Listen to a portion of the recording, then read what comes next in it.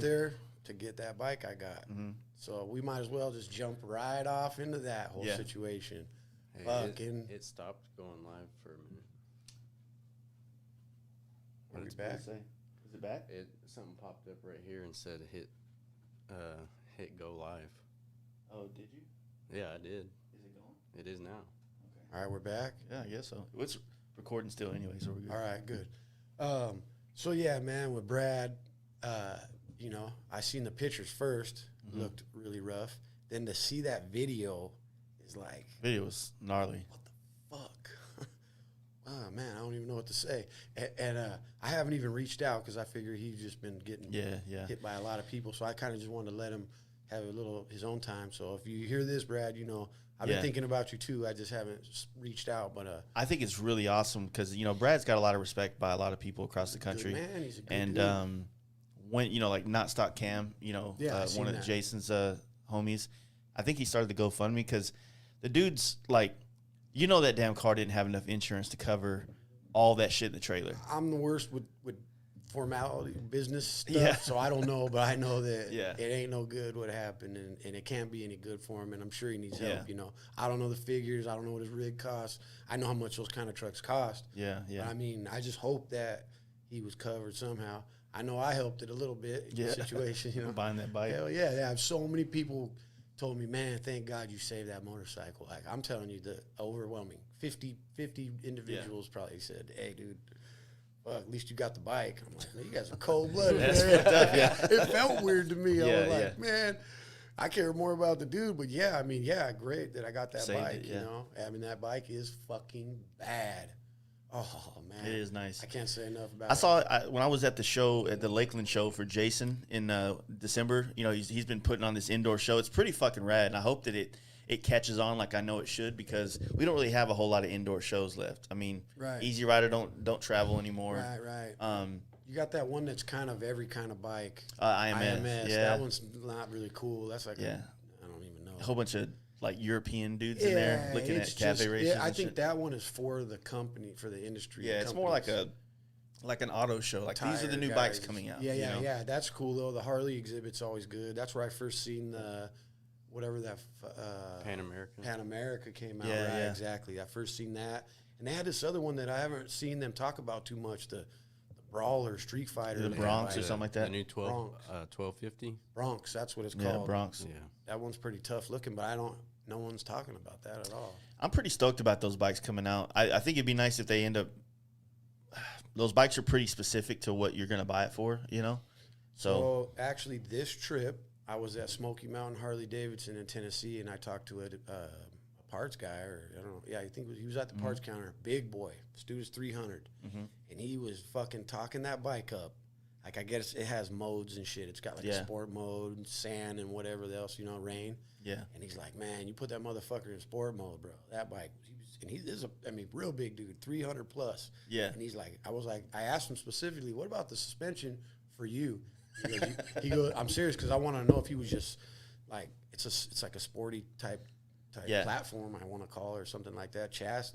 It's a smaller chassis. I figured it, you know, I didn't know if they made it for, you know, big. And he was like, nah, man, fully tunable, held my big ass up, you know. And I was like, damn, well, it's pretty cool. I haven't released a podcast yet, but I did one in Long Beach with the Suicide Machine Co. guys. Yeah, Aaron. And I actually rode their live wire. First time I rode that motherfucker. Wow.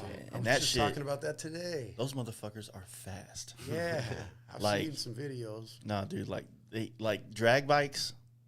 I mean, and they hook up too, right? Like, it's just like this instantaneous like pull. Torque, yeah. You know what I mean? That's what those electric motors are known. They make tons, like immediate torque, like major. And what's wild is that you can like tune the engine braking.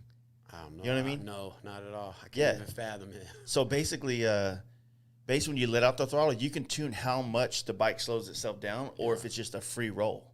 Right. Meaning, like, you can like let off the throttle, and it would just. Do you think your preference would be from riding it free rolling, or I didn't try the free roll, but I liked the engine braking because it felt feedback from the bike. Because there's no like vibration sound, there's no sound. Anything. So that engine braking gives me some kind of feedback back from the bike, and that makes me feel kind of like.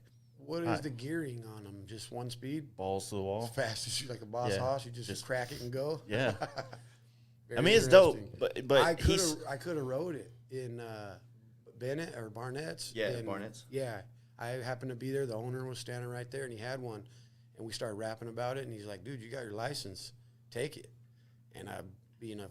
You don't want nobody catch no picture of you on something You know else what with I mean? FXR. No, it was literally like that. I even made a joke about it to him and stuff, and I was like, I don't know. I don't think I want to even invest into it, so I didn't really want to waste the time even fucking with it. But then in hindsight, now I'm mad that I should have just did it. What the fuck? I got nothing to lose by just trying. Yeah, you know? it's an experience. I mean, obviously, I think that we're ways away in the motorcycle industry for electric takeover kind of thing. Yeah. I don't feel like that's going to be something that's going to hit us that quick. But I keep seeing the memes with the power plant in the back that says it makes the energy for this electric shit. Yeah. And I wonder, like, how accurate, if that's really what it is. Well, technically, it's they basically there's mining that goes on to get the lithium for the batteries. Right. So there's almost just as much as Making a big it's an footprint argument. that way, right? There's probably good size or good points on each side of it. What I already know is that to make energy of any kind, it costs something. Mm-hmm. You know, you don't just fucking come out of the air. They act like the electricity, just like this shit's just, you know what I mean? It's clean, perfect. It don't come from nowhere. It's just magic, right? But I know there's something that has to happen. Yep. It's cased in plastic. Something that had to be made. And all this other shit. You know? Yeah, there's oil again. Yeah, it's been it's been wild, man. But yeah, what do you think? How was Daytona? Like, dude, last time I was in Daytona was when we were all hanging out down there, a couple right? Years ago. And I didn't really enjoy it. I enjoyed being around like all the homies and shit, but it just like this year from looking at it through social media, it felt like everybody I know was there, just partying, having a good time. Hey, we had a lot of fun, bro. I'm telling you, because I learned now, finally, 4 years later, I know how to do Daytona. Fucking party. That's it. It's what it is. So, yeah. So, I don't want to start. I can start my list right now from Daytona, man. Yeah. Fucking Jetty. Yo, dude's a savage. Yeah. Like, because I've always seen Jetty on good guy, not good guy, but being a good boy. Yeah, he was doing like he lost a shit ton of weight. Right, I know. And he was used to fucking work his ass off, and then so when he went to Daytona with me, he let loose a little bit. Yeah, but he was still reserved. I think he had his family out there or something that one time. No. I don't know, maybe not, but he was a lot more chill. Yeah. This time I tried to drink with him for the night, 2 nights. And before I could even get a drink down on my beer, I had another shot and a beer in my hand, and he's a big dude. Yeah, he ain't just big; he's a hog too. So you fucking drinking with that dude, man. But you know what though? I had the best fucking time with all my Texas people. Yeah, that's this family right here. It is, man. I'm telling you, bro. I'm trying to build like this fucking family. I feel like Rogan for the bike industry. Like I'm trying to get everybody to move to Texas. Yeah. Easier. Well, that's what he did. This trip. Yeah, so Rogan moved down here and brought all the comedians from LA to here. Right. And so they're the new Austin is about to be the new comedy like scene in America. All right, let's talk about Texas. Okay, let's do it. This trip, I always knew each city was like its own swag. They all are different. All the 4, there's probably 4. El Paso, I don't really count. Yeah. So Austin, Houston, San Antonio, Dallas, the eastern side.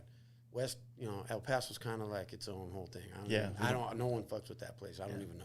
But over here, Houston is way different than Austin, is way different than Dallas, and San Antonio kind of blends a lot of it. Yeah, San Antonio's kind of like a Houston and Austin kind of blend. So Mexico. I'm going to go, exactly, a lot of that influence. So I'm going to say, like, from the nightlife perspective, Houston is fucking wild.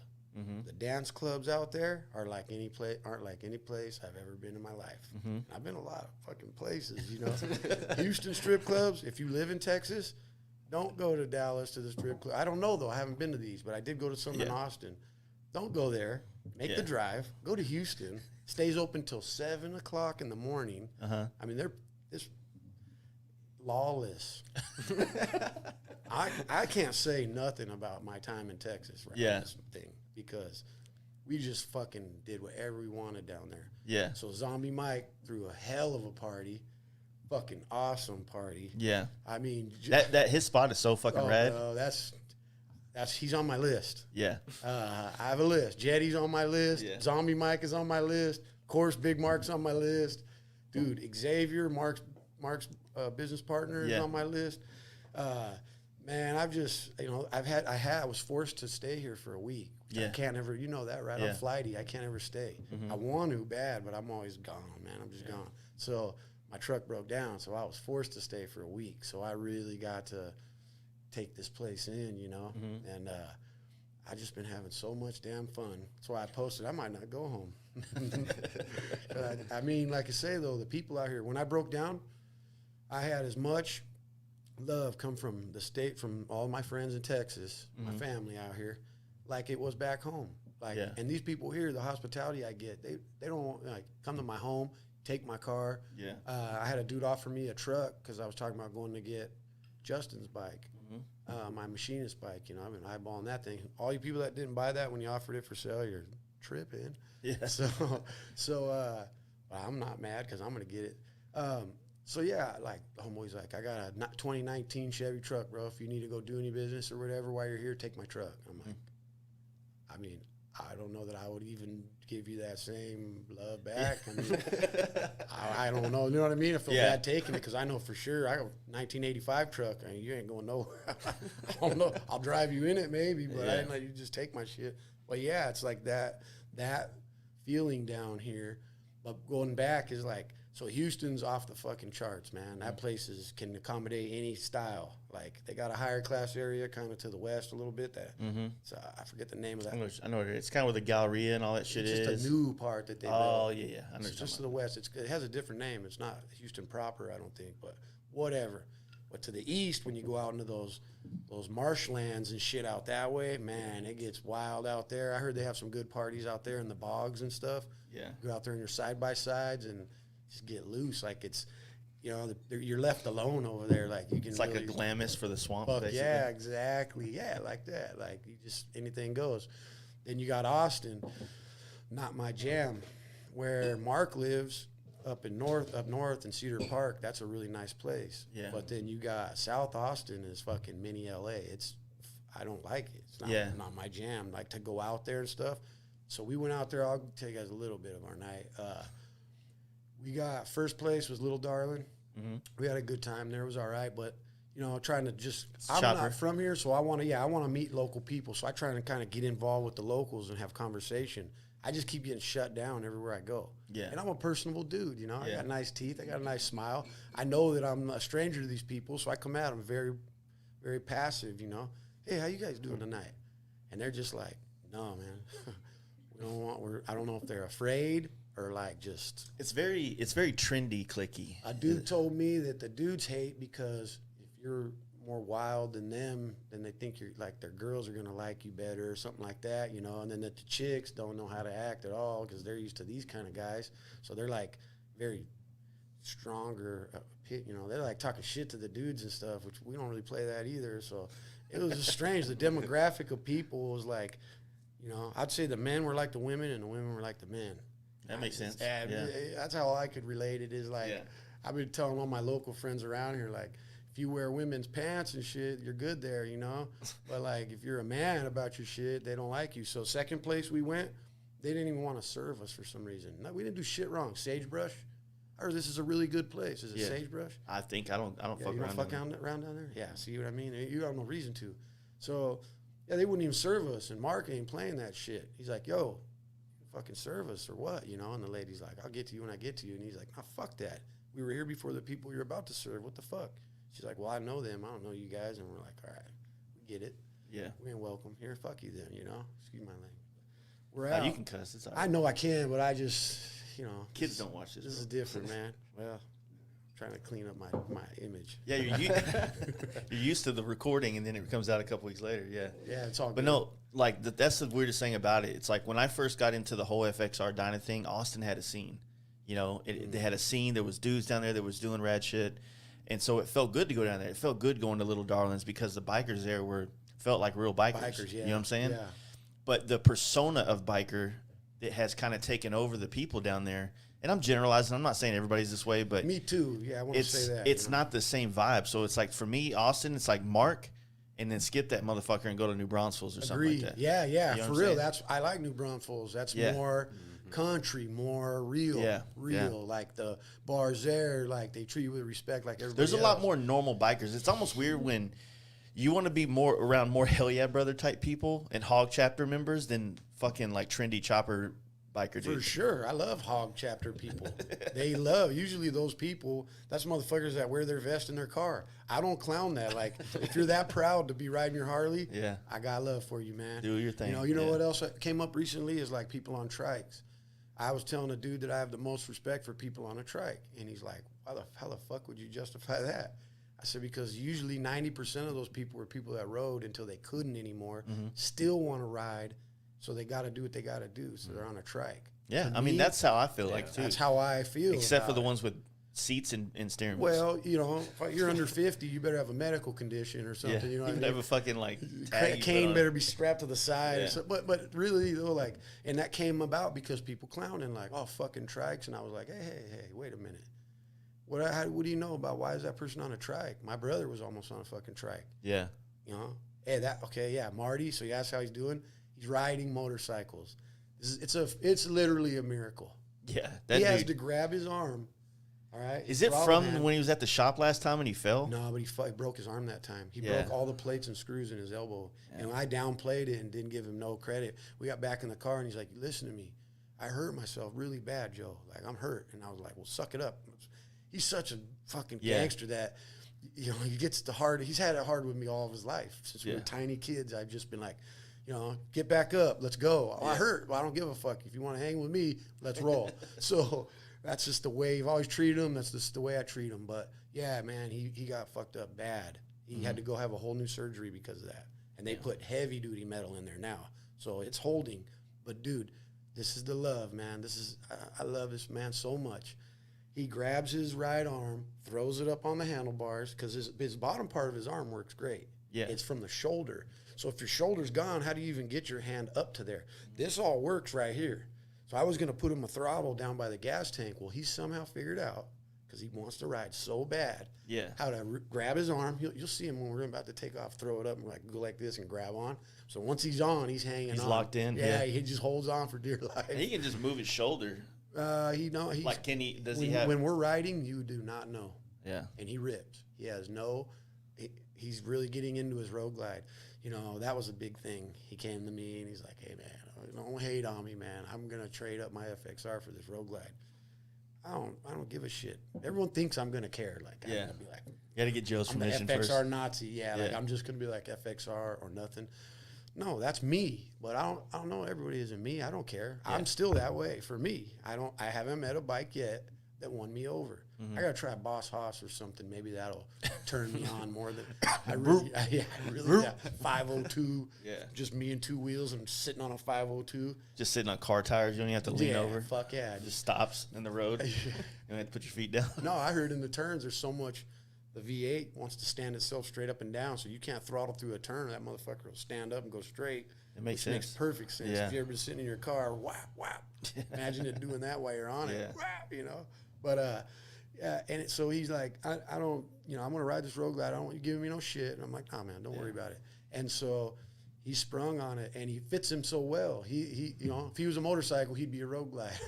He's just fucking wide, you know what I mean? Yeah. So he looks good on it, and he rips it. And so I just feel like I just want him to have a good time, you know. I want him to. It's good that I mean, like I said, last time you and him came through, it was just fucking New Mexico, man. If you're an FXR guy, you got to watch out when you go through New Mexico. New Mexico is horrible. You guys, it's a fucked up place. Yeah. I said it since then. That's what shed light on it for me. Is like that followed me for over a year after that, dealing with their courts and shit. Yeah, I didn't do nothing, man. We lost a $10,000 trailer, yo. Have we not been fucked over enough? They were so mad that we left in the middle of the road. Well, the truck was jackknifed and almost run us over. Like, what do you people want, you know? We did what was right. I don't give a shit. I'm leaving. Yeah. I'm not going to sit there and wait on the fucking side of the road while everybody's sliding off. Anyway. They said the sound is off from the video. Like, by 1 second. Oh, I don't know. Huh? That's good. Fuck it. Hold on. Let me look at it real There's quick. always a problem with me. You're good. Not me, I mean, but when I do this shit. My first one, we lost a whole damn 45 minutes. That was because I was drunk as fuck. And then the sound wasn't supposed to be right either. You got it recording weird, which I think it was good, but. Well, you remember that was like right after I started. Yeah, that was like the 15th one. Yeah.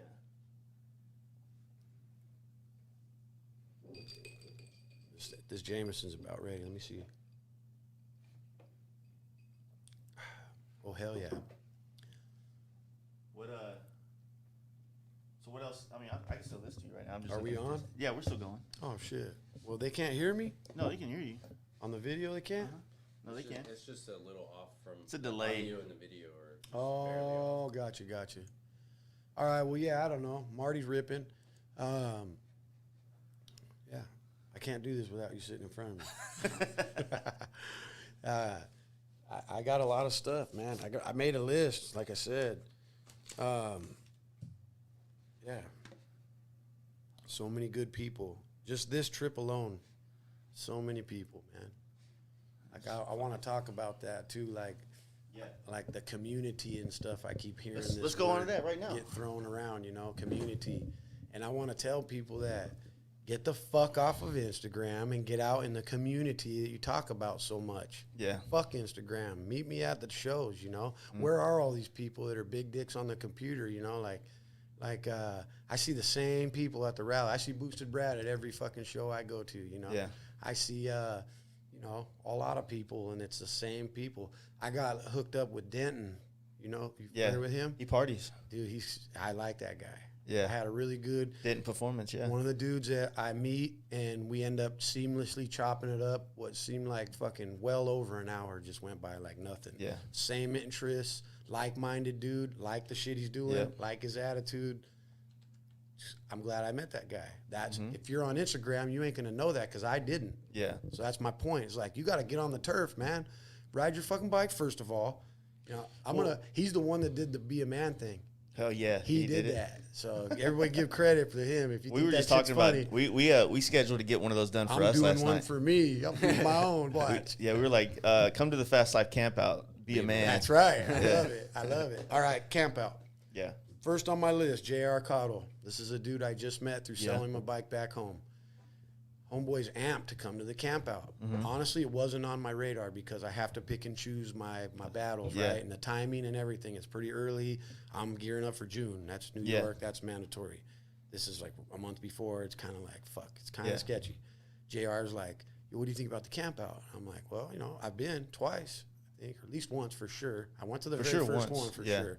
That was when I came down on a dry run for bikes. So I'm like, yeah, dude, it'll be fun. I guarantee Tony Love that. was here last year. Oh yeah, yeah, he came through and partied like a motherfucker last year. Yeah, he parties like a that's my motherfucker. dude. Tony Love ain't no punk, bro. So JR's like, I want to go to that. Like, bad. Would you want to go? And right then, I can't say no. Yeah. And I don't want to though. I was like, there's a lot of people coming from NorCal, bro, that one dude he's on the top of my list. I just, I don't know, man. Sometimes you meet people and they click, you click, Is that the dude that bought the FXR from you? Just recently. It's Yeah, like and I did a helmet for him recently. Yeah, hell yeah, you've done a couple helmets. Yeah, 2 helmets for him. Yeah, correct. Okay, that dude, good. He has a Dyna too. Good motherfucker, man. Just a good dude, man. He works in medical field. Everything about him's admirable, Just such a even keel. He don't get out of pocket at all. Honest dude, just very, and he's a hog. He wants to ride. He wants to ride far. So I told him, look, man, if you're going to that, then I will be right next to you all the way. Let's go. So I will be there with him on our bikes. I feel like this will be the first year that really the California side really comes to the table. California, Arizona. Who are you talking about? Well, last year we had people that were scheduling coming, but then the COVID happened, and nobody knew that. At the same time we had our camp out last year, people, the news was saying that like border stops and checkpoints. Right, they were throwing out all kinds of strange information. There wasn't, but there was at the same time there was the unknown. I get it. Yeah, like I'd hate to ride from San Francisco to New York, can't even and get then gas and anything. Like the way they were making it sound is like everything was shut down. You can't even get a hotel or nothing. What the fuck are you gonna do? Like I'm not gonna go travel. We still had our biggest year last year with people coming to the camp out. No shit. Good. Yeah. Well, good. I mean, and then this year, this year I think that because everybody's over this shit, they're just gonna go. And I think this year, with all the people coming from the West Coast, will help really solidify it nationwide because we already got like the Midwest, South, and East kind of covered. Right. We have groups coming from all over the place. but the West Coast is the one that really hasn't made the trip yet.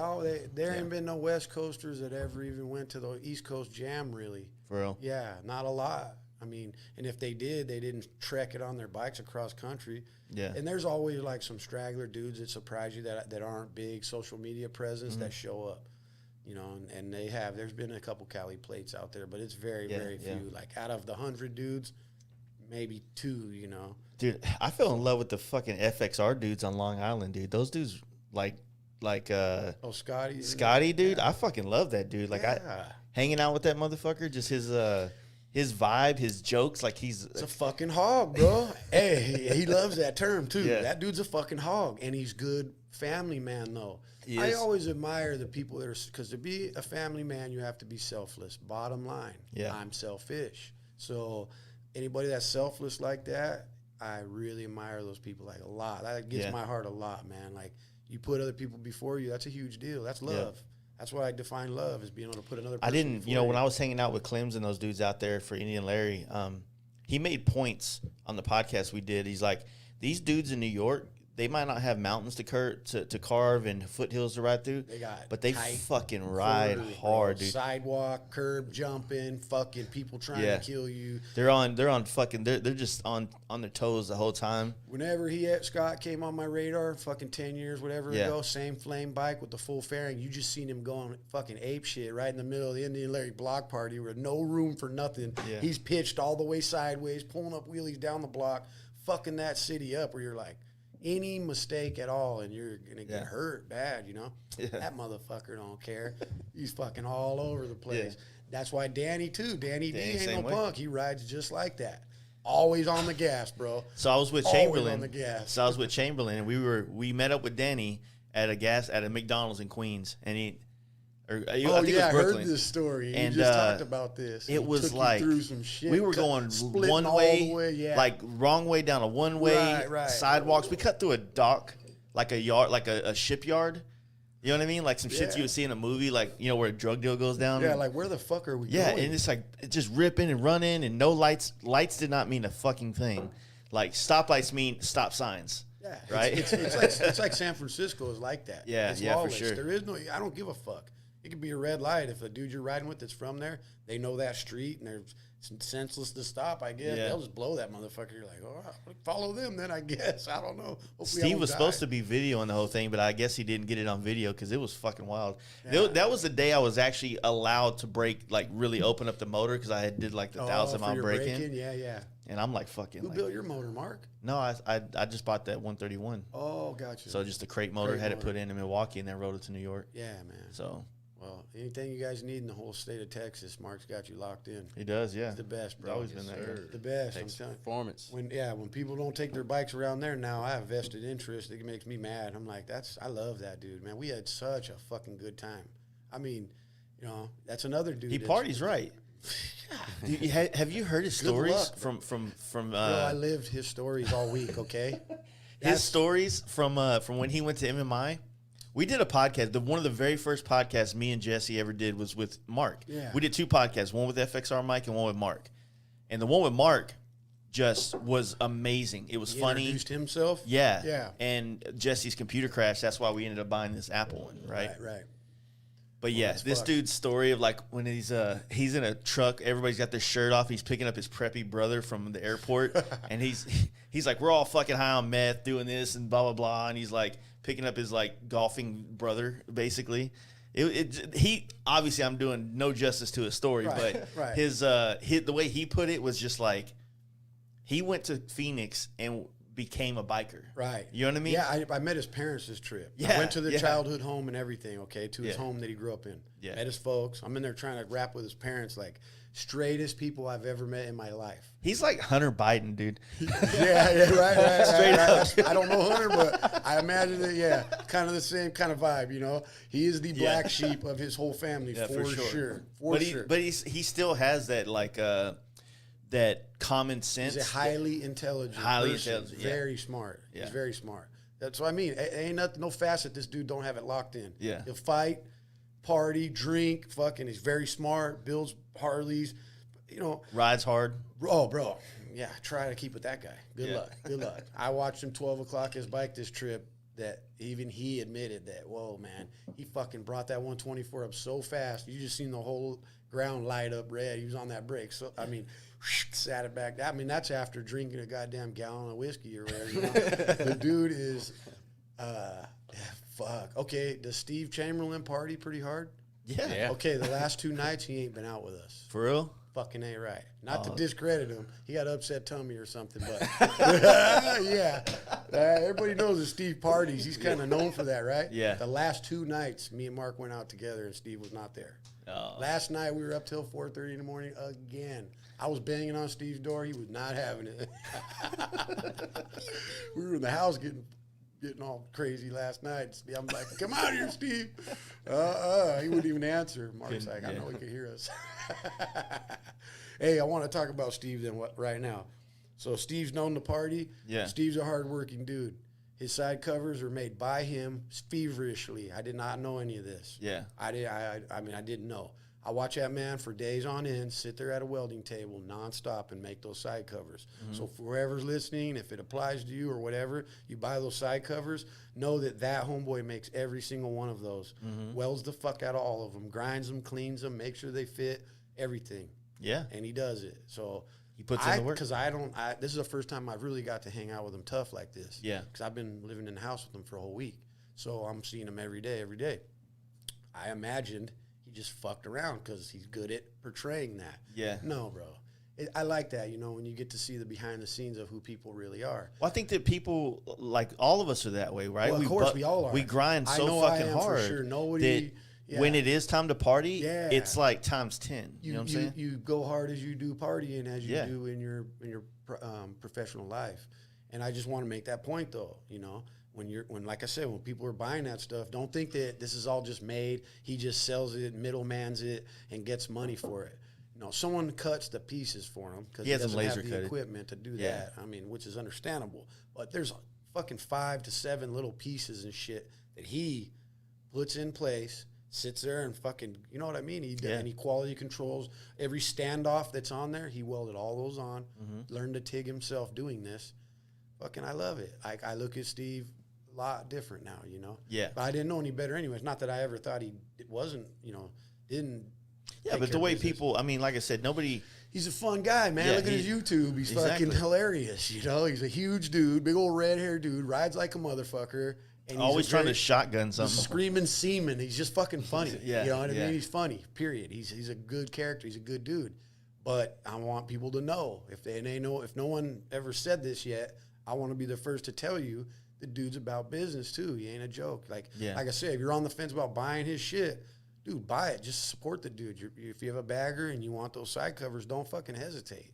Because you're supporting a man that is earning it. Not some fucking chump that's having it made in China and Yeah, exactly. I know what you mean. You're supporting a real dude that's really going at it, trying doing what people always say they want to do and don't do.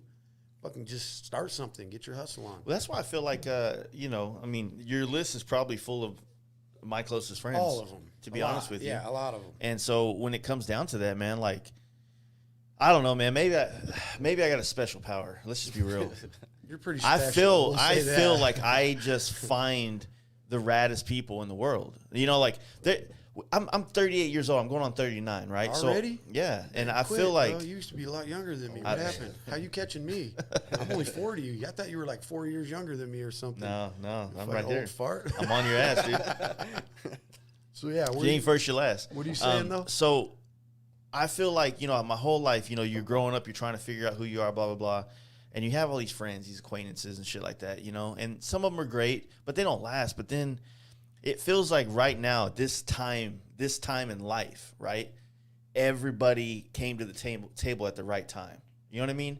My Machinist comes into play. Yeah. Fucking Big Trouble and those dudes come into play. Mark, Steve, all these dudes. Our camp out happened, and then Steve comes, and I get to know Steve, and Mark shows up, and all these things start to kind of Jetty comes. All these things start sparking and happening, And it's kind of like one of those deals where it's like we're blessed with a rad group of dudes. And so to your point earlier, it's like these dudes, which I don't see them every day, and I don't talk to them every day, but I feel like these are the kind of guys that I feel like I grew up with, like our families grew up together kind of shit. You know what I'm saying? Yeah, like yeah. that. There are tight. I call them my people. These are my people. Yeah. The kind of people that even if we don't talk for a year, I can just walk in their home, fucking feel comfortable. Yeah. You know, feel really comfortable. People will tell you.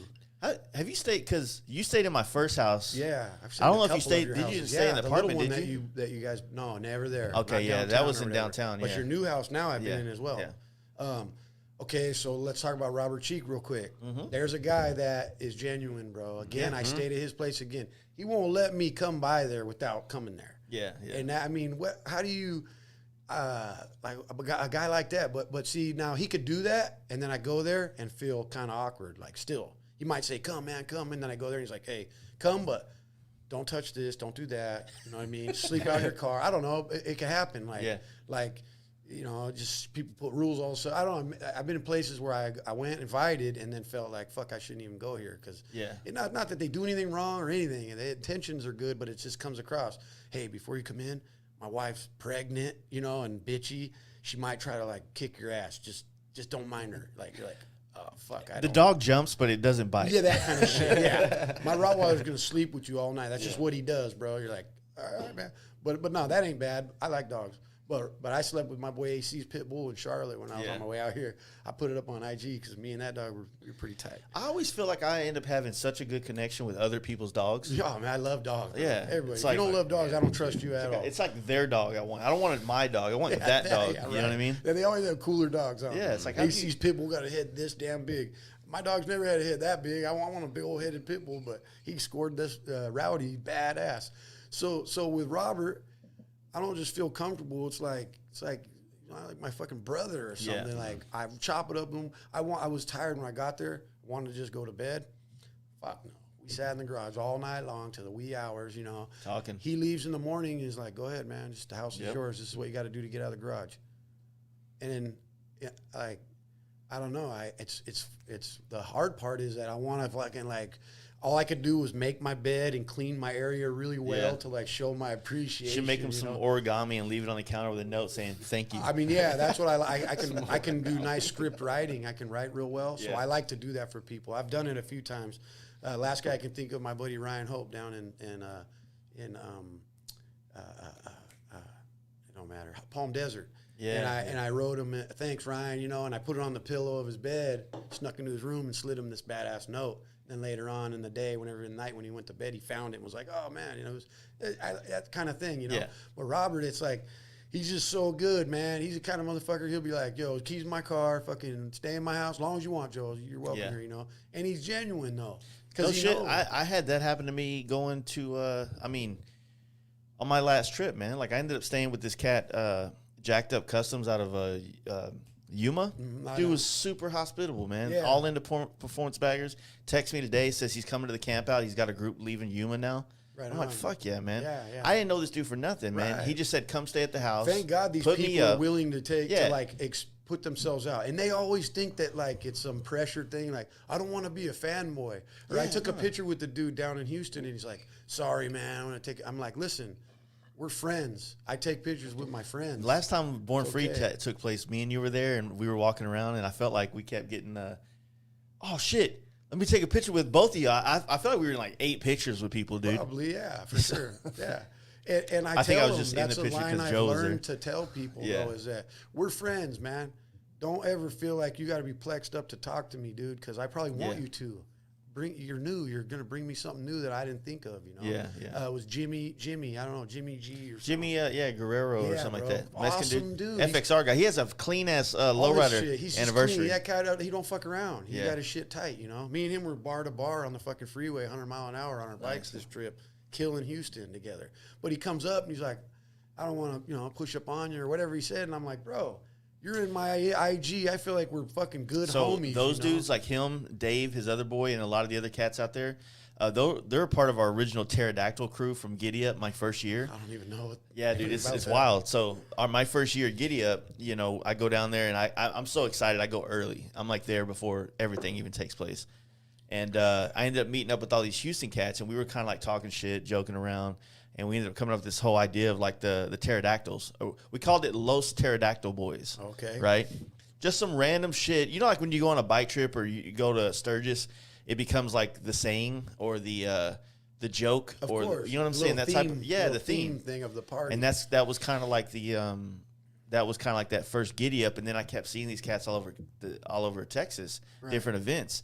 And you'd see one, like, if they saw me first, they'd start going, caw, like that shit. That was the fucking call yeah, out or whatever. And then same thing, if I saw them before them, then you would start, just doing shit like that. Yeah, that I'm so glad that Houston has pulled together and created a scene that they have now, like what Zombie's doing, the Dyna Crew, the FXR. Dude, there was a gang of motherfuckers there. Every genre. Vikla, fishtail, fucking, like lowriders or softails and shit, to the most gnarly performance bikes, to, baggers, to fucking BMWs. Yep. That's what you get here that we don't get in California, man. I don't think you even get that here in Dallas. So that's Houston. The blend of motorcycling does not cross. You don't. I mean, if you grew up with a homeboy and he rides a Gixxer or whatever, and we all ride Harleys, they roll. Very, very, very rarely. You don't fuck around. That scene down there, every kind of bike, bunch of females riding. I mean, that's something dude. Texas is pretty strong right now with the Litas and the chick clubs and shit. Yeah. Yeah.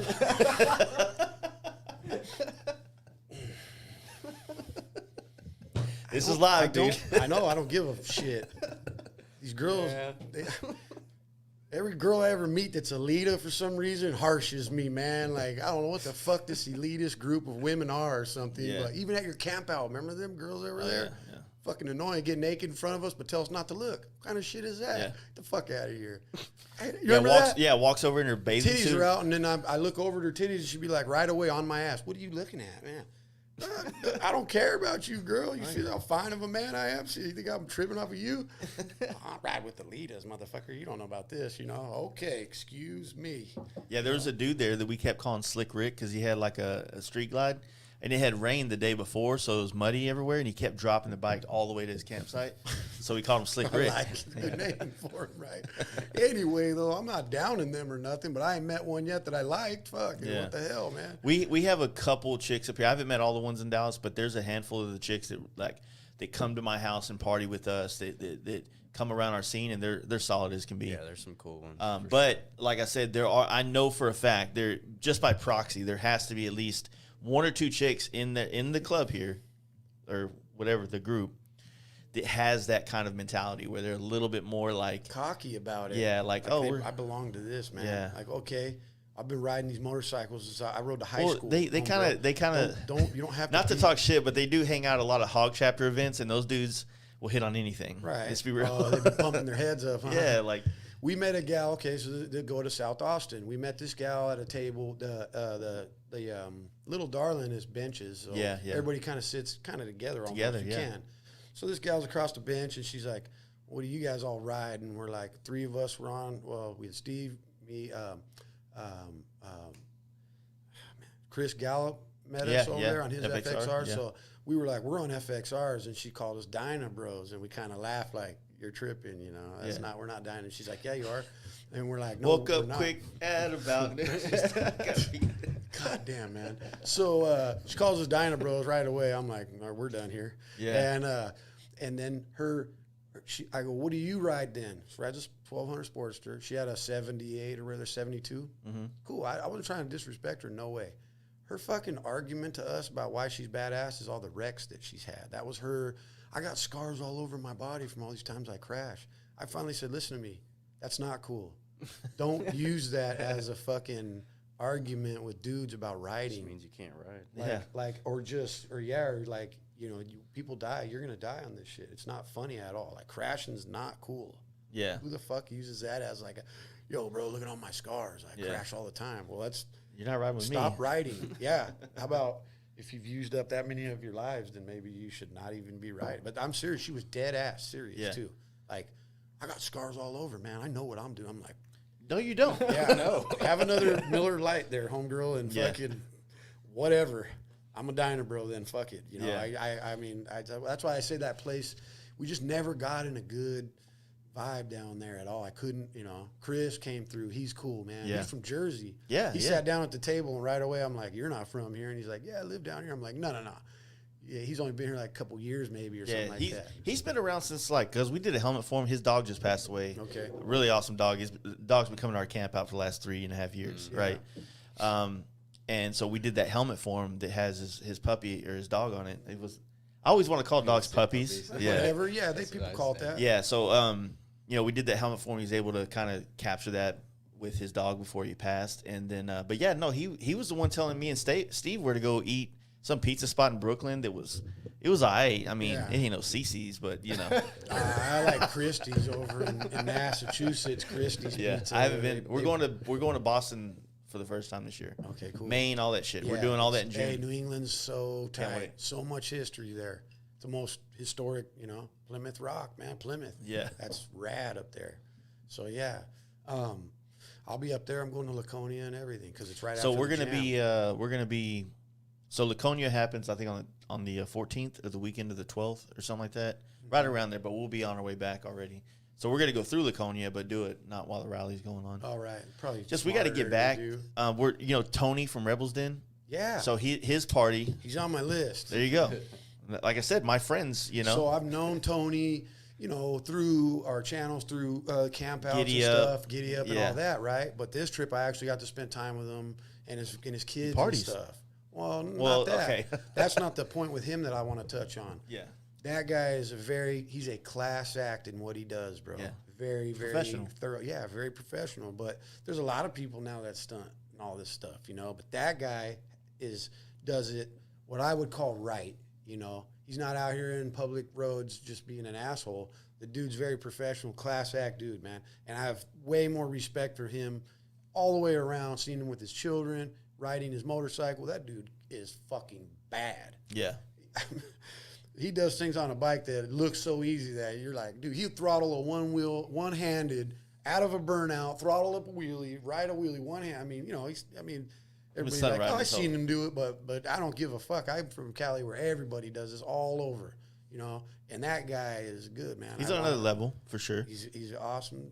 He has a show, man. He's a showman. He's a class act. Yeah. His hype man, MC Jake, fell in love with that dude. Me and him ended up sharing a hotel room together and falling asleep telling war stories, And we rode a lot of Houston together. Good dude. And you know what's so cool about him? He's down for Tony to the fullest. That Tony don't have to worry about that cat with nothing. That guy's got his back, Yeah. So that team, great people. Yeah, he's supposed to be an MC for a show in May. He's good at that too. It's always funny because those guys are always the quietest, like real chill. That guy's very chill, family man, little young kids at home, FaceTiming his wife. Get him on the mic. He's a fucking savage. You guys ready to fuck this up? Like, yeah, dude. Yeah. So I had a really good time with them, man. Like I'm so thankful that I've had this trip. I could podcast about just my trip, this trip, because I've been gone 25 days right now. Yeah. Longest I've been out on the road in a one trip since I lived in Minnesota, because I used to want to get the fuck out of there all the time. I hated that state. So, like hanging with them, they're both on my list. Yeah, man, I got a lot of people. I went and seen John Jessup's shop in Tennessee on the way home. Nice. Wait a minute. Let's just back up. I left Florida. I went to South Carolina. I got a buddy there named Andrew Minervini. He's just got a really small shop there. It's called Downtown Cycle Shop. Just him. His buddy Rusty is the painter next door. Are you familiar with him? They're like in the Myrtle Beach area in South Carolina, Pawleys Island. Rusty, Paint by Rusty.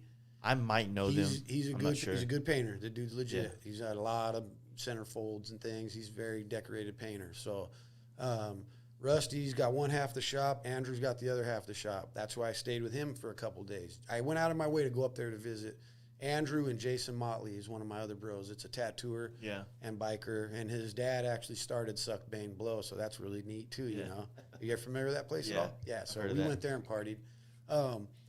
So those guys, I like those guys, so I thought, fuck it, if I'm in Florida this close, I'm going to make the trip a couple 100 miles north and go visit these cats, and I did. I just rolled into town. There wasn't nothing And I ended up just hanging with Andrew the whole time, and just I wanted to talk about him on here. That's a good human being. That's my guy. What's his shop? It's either called I can't remember. Are they more like a service, or they like, or what are they doing? He'll do whatever you want. Just hit full on, build you a bike from scratch, proper. Mm-hmm. You know why I like him is he's thorough, very humble. The guy, he's a professional musician. He's in a band called 100th or something like that. It's very. I mean, they've toured the world. He's well-traveled dude, but he's just got a baby face. You know, real not a big old dude. He's just a smaller guy, baby face dude, but he's he's doing it right. Like he doesn't fuck around. So it's fun to hang with him in his shop and just kind of kick it like. You know, like it didn't have to be an event or anything like that. We just did more local, like family, man, like that kind of stuff, you know. Like an unwind, especially after Daytona. That was awesome, dude. Yeah. I had the best time with him. We got on our FXRs. He's into FXRs, too, so you know I love that. And he hustles them. He's just an all-around, he's into motorcycles, consumed fully. Mm-hmm. And those are me. That's me. So anybody that's like that, that's my people. Yeah. And so I went there first, had a really good time with them. I went from there to Charlotte, North Carolina, and that's where I got my buddy AC, Adam Cook, and Dwayne Matthews. And AC got married the day before I got there. You want to talk about hospitality? Yeah. The motherfucker got married the day before. I'm like, yo, I don't need to come through, man. You have your time, man. You just got married yesterday. He's like, fuck no. You're my wedding present. Come here. Okay. His wife is so good. Cooked us every meal. Fucking fire. She has a culinary background. Your boy likes to eat. You know that, right? So you know that about me. So, shit. They were so good to me there, you know. And they got a garage full of FXRs. AC got the most swag, bro. Yeah. He has a picture in his family and himself. I got to talk about this. Uh-huh. This dude's got dreadlocks and shit. And he's with his full-on suit and tie, siblings, everybody's just clean cut. He's got a basketball jersey on and dreadlocks and shit, you know. That's rad. Yeah, I mean, and then Charlotte, man, I mean, that's a very diverse kind of place, you know. So his swag actually translates off into his bike. He's got a bike that, you know, I love it. It's got a big, full, like a mini touring front fender with a 21 in the front. He was at the East Coast Jam. I'm sorry. What are you looking at? Dude, there's an FXR in this new Dice magazine. Oh. So, anyway, I just want to talk about those guys. They're hitting pretty hard over there with the FXRs and stuff. They got all kinds of cool shit.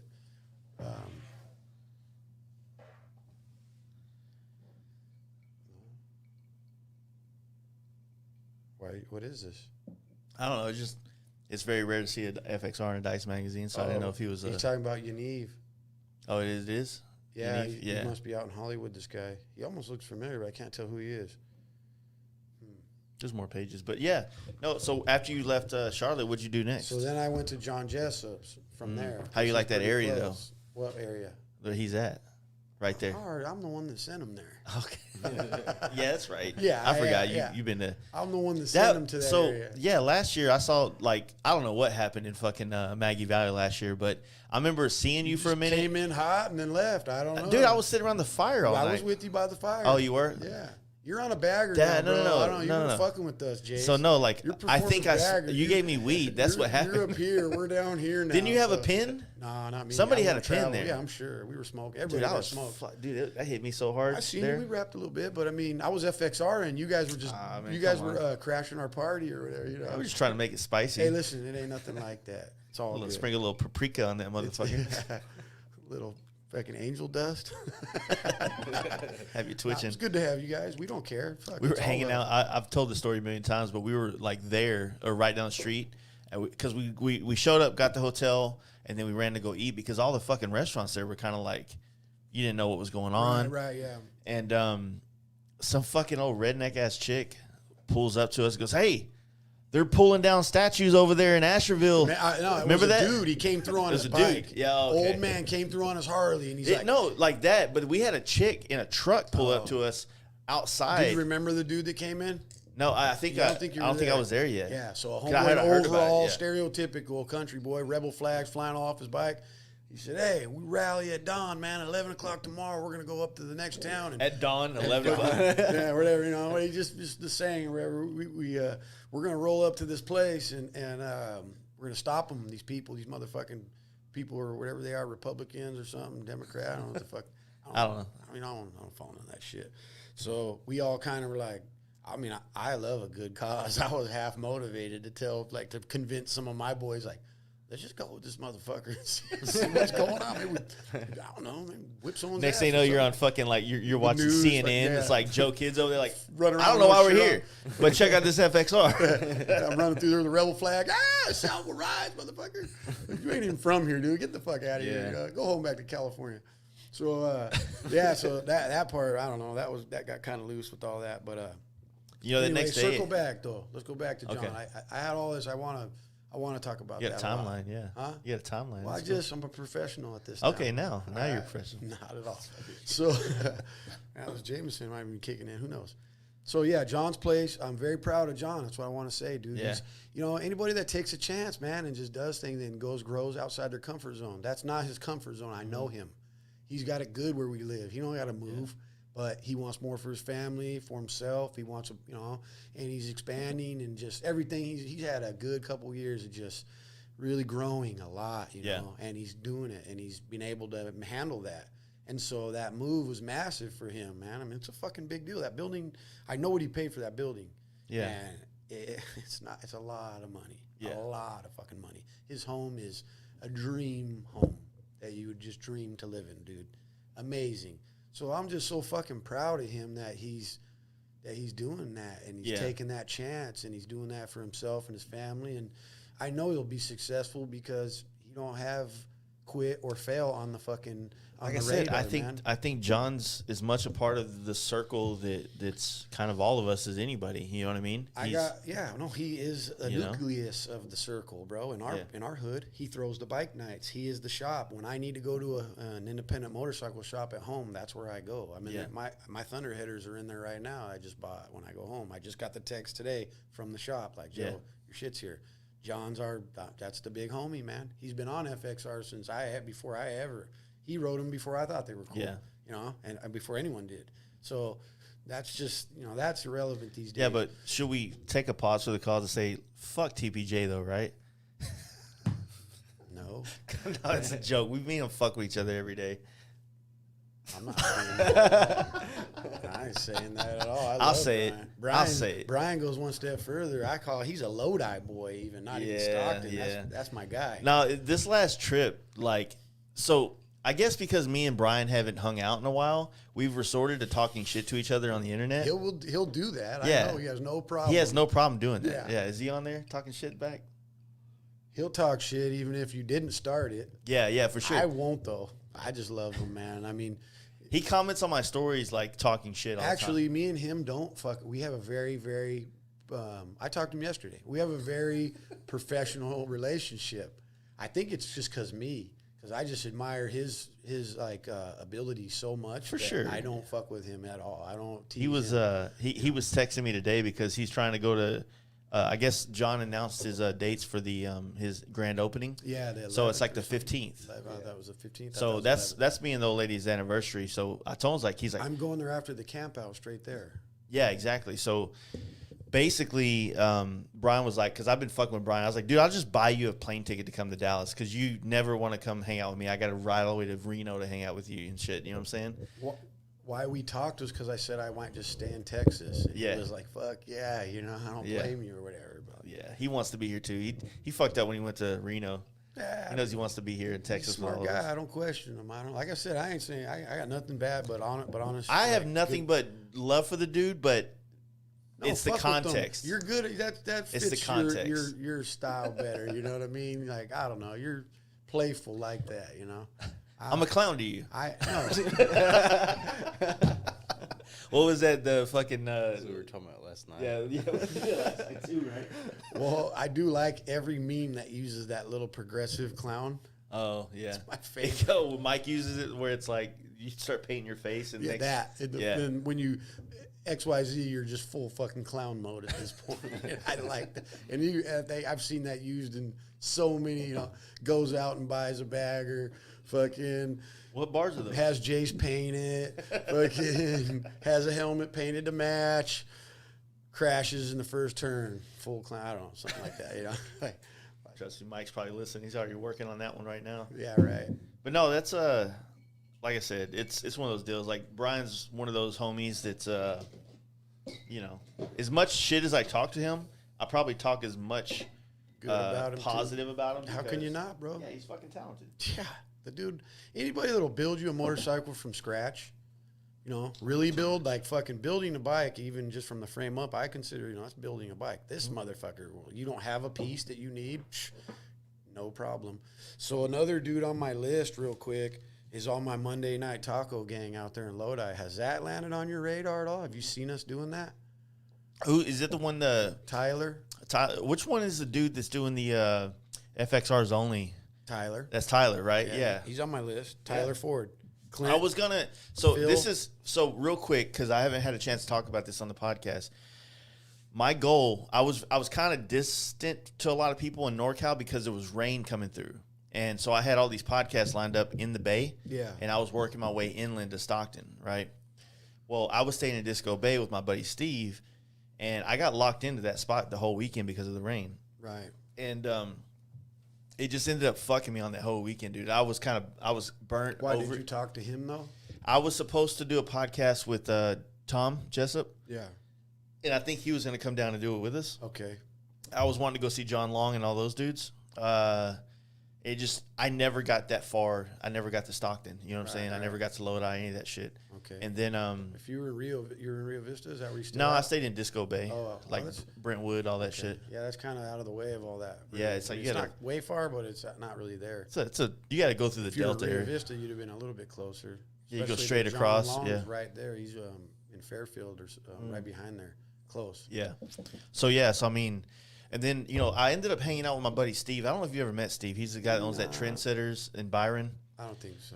That's the dude that got me connected in NorCal 100%. Like, because of him, I started traveling there to paint bikes back in 2014.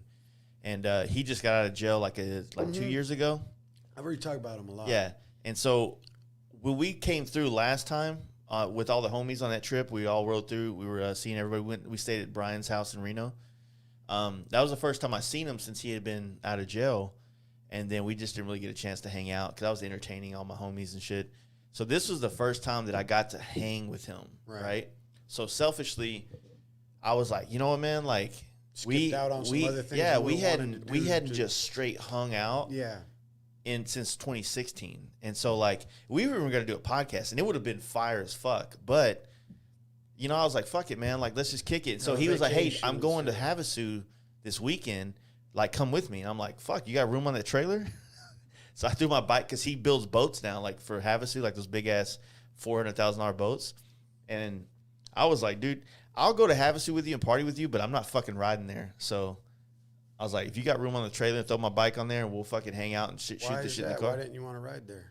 Because he was driving there, and I saved myself $600. You know how fucking boring it is riding through Death Valley on the 40? You're talking to the wrong motherfucker about this. I ride by myself all over. I do too. I don't need anyone there. I don't either. But it's all right. The reason I did it is because I got to hang out with him in the car. Take your nose back and your hair back out.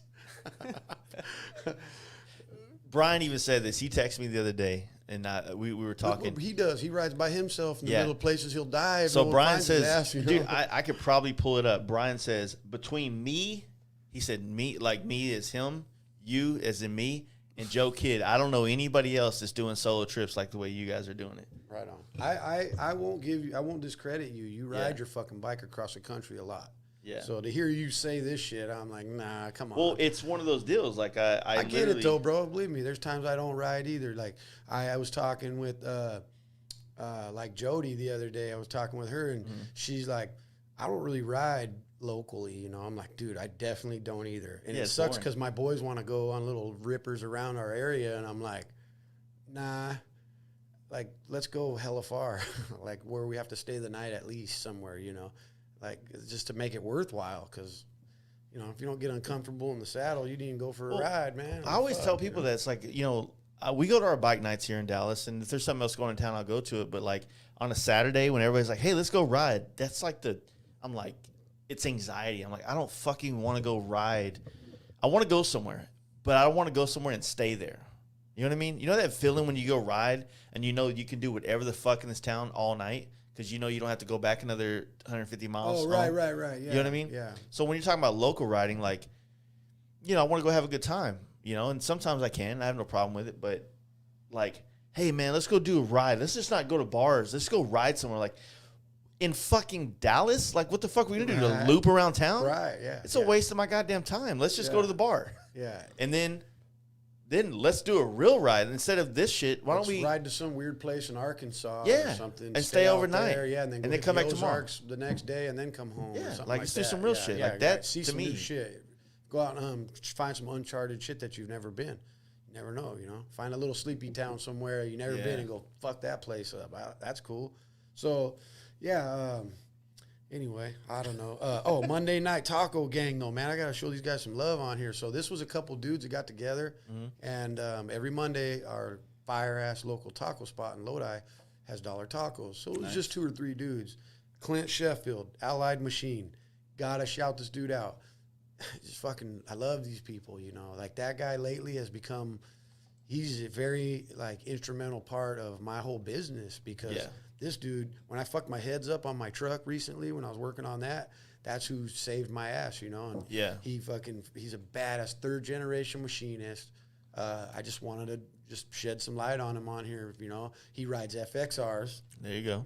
Yeah, of course. I mean, he's one of the dudes that is so humble. Do you have like quiet dudes up in Lodi area come up to you on a dyna and apologize? Like, hey, I'm sorry, I'm not an FXR. Yes, for sure. For real? Yeah, fuck yeah. When we're gonna go for a ride, they're like, "Can I go?" And I'm like, "What?" They're like, "Well, I don't have an FXR." And I'm like, "Dude, all right, you want to ride my bike and I'll ride yours? I'll fucking show you why. You know, I'll turn you out on it rather than fucking gonna tell you no. You know." Yeah. It's few and far between, but fuck yeah, that happens to me. There's people all over the country that'll inbox me on Instagram and say, "Hey man, I love your shit. I don't have an FXR yet." Like they're apologizing already. Yeah. And anyone that's hearing this that knows this been them that I'm talking about, they know my response is always very inviting. I will never down you unless I know you. I'll bust your balls. But I don't ever down nobody for that. I don't care. My saying is that the wind feels the same from every saddle. Mm-hmm. I don't give a fuck what you're on, you know, except if it's a gold wing. So you're not going to the wing ding.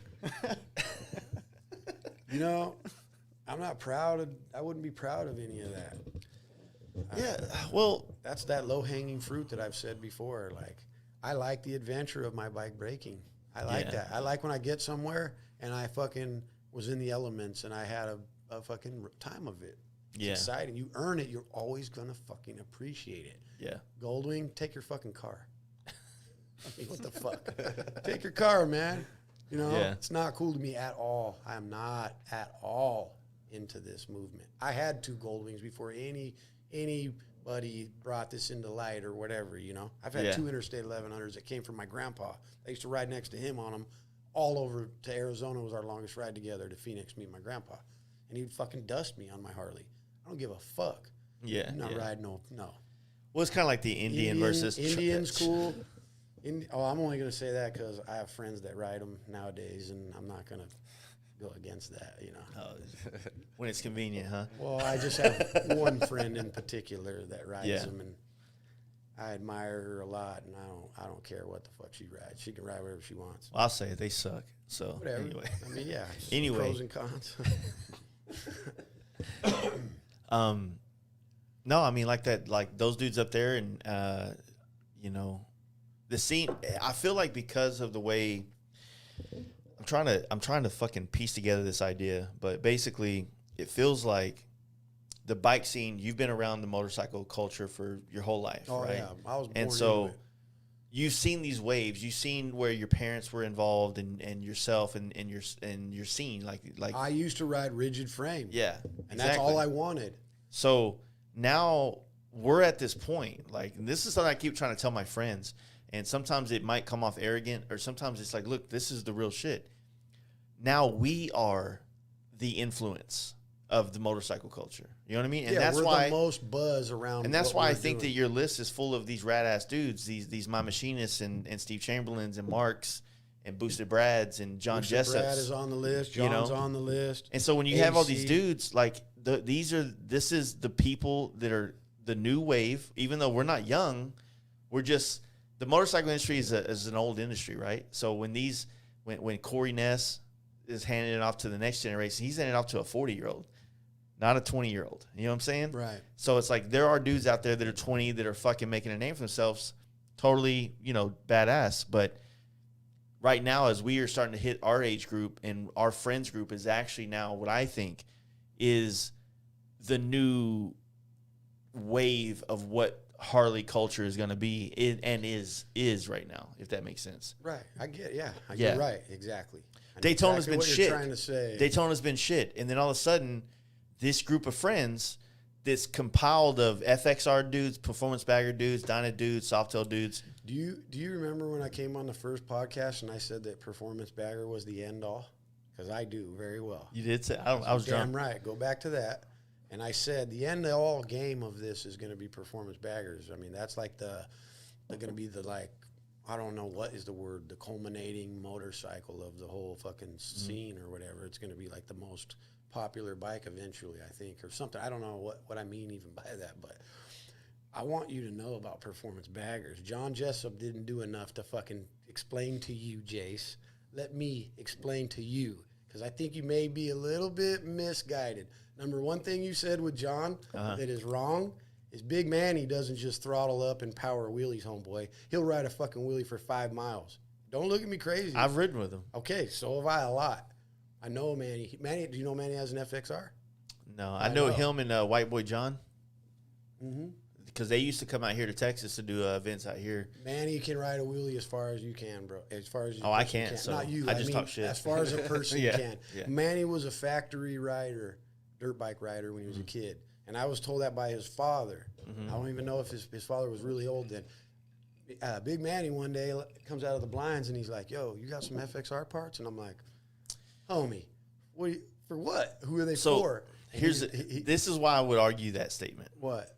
Because the way his bike is set up, he legally cannot do a wheelie at a balance point to ride a 5-mile wheelie. He'd run out of gears because he would have to constantly be in a perpetual state of power, right? No, because if you don't get past the balance point, then you're always on the RPMs, and when you get to a balance point, your RPMs drop, and you can ride that bitch forever. But because his fenders aren't cut, his bags aren't cut, there's no way that he can ride a wheelie without a power wheelie, meaning that he's always on the throttle, perpetually going, because his bike's not tall enough. Because his bike's not tall. It's not set up the way these performance. Just talking about his Road King? Well, yeah, his Road King. That's what I'm talking about. So he has other bikes. I'm not saying that he can't wheelie, but you can't say he's a performance bagger dude if he's on a fucking dirt bike doing it, and then he jumps on his bagger and he does a power wheelie. That's not the same thing. I'm saying if you put him on what you consider a performance bagger, he will fucking wheelie that thing as far as he possibly can. I'm sure he can. Okay. Well, you said, I'm not saying that he can't listen wheelie. to me. Because I was at home going, no. Me and Steve up there in NorCal, he had never listened to my podcast, and he was like, I want to listen to one. I goes, which one do you want to listen to? I want to listen to Jessup because I grew up here and I know Jessup. Yeah, I watched that one. And so the whole time he's like, he didn't do that. He's just like telling me, not discrediting Jessup, but just saying like he used to do this, he used to do that, or blah blah blah. Like I don't fucking remember because I was in and out of sleep the whole time. Right. But what I'm trying to say is that the Jessup conversation, right? It was a very I got so many messages from this side of the Rockies, and I got a lot of messages from that side of the Rockies, and there's way two different perspectives going on right now when it comes down to this. To what part? Performance baggers. Oh yeah. Okay. So me and TPJ had a long talk, kind of. Okay. I think it was messages, and he told me about the stuff that he did back in the day with Sacha Kraus and those guys, and I was like, my first set of T-bars I ever saw on a bike was from fucking Scotty of Hard Knot Cycles out of Manteca. Yeah. But I'm not saying on the orange bike. Yeah, and I'm not saying that he was the first one to do it. I'm just saying he's the first one I saw. Right. You know, his bike was not performance though. Yeah, it was just wheels and shit. Dude, he had a stereo and then T-bars. Major stereo. Yeah. That's his forte. That's his thing. Is putting stereos. So listen, those bikes that them brothers have been building out there in the Bay Area and shit for a long time are fucking performance baggers. No, they're not. Bro, they will fuck up. They will. They're fast and they haul ass, but they can't do what our bikes can do on the corners. And that's what performance baggers is. That's not true. With fucking tomato. No. I can't agree. I'm not going to let you. Yeah. I'm helping you right now, and you'll know one day. Okay. All right, I'm going to give you the real. I mean, you're FXR guy, and I'm performance bagger, dude. Well, listen, I'm a biker. Like you said, I've grown up around this shit, okay? There's dudes out there with fucking full-on antenna bars. Yeah. With M&Ms and bright green and themed bikes and shit. NASCAR bikes. That will go on a drag strip and haul ass. Fuck us all up. Go out in twisties and fuck shit up. These guys have been riding. Those are, let me tell you right now, I don't care, bro. Those are performant. They are built to perform. And those dudes, I'm not even just brothers. I'm just saying, this is nothing new. It is not what they new. do is not new. They've been building fast baggers for a long time. Cornering too, though, bro. No. You have to where we live. Not in the fuck where you live, but not fucking in Oakland. Bullshit. Those dudes are fucking riding straight wheelies. Skyline and shit, bro. And San Jose. Hear me out. Hear me out. I can't hear you. Have You you don't ever want- rode to Stinson Beach? Because you're wrong. And I don't want to have to full on just tell you you're wrong, but you're wrong. Man. Have you ever rid to Stinson Beach before? Let me preface this real quick. Okay, let's get All this right, squared so away here. What I'm trying to say is, eventually this conversation is going to come up enough, and I'm going to polish this fucking response to where it makes sense to people. Right, I get it. Right.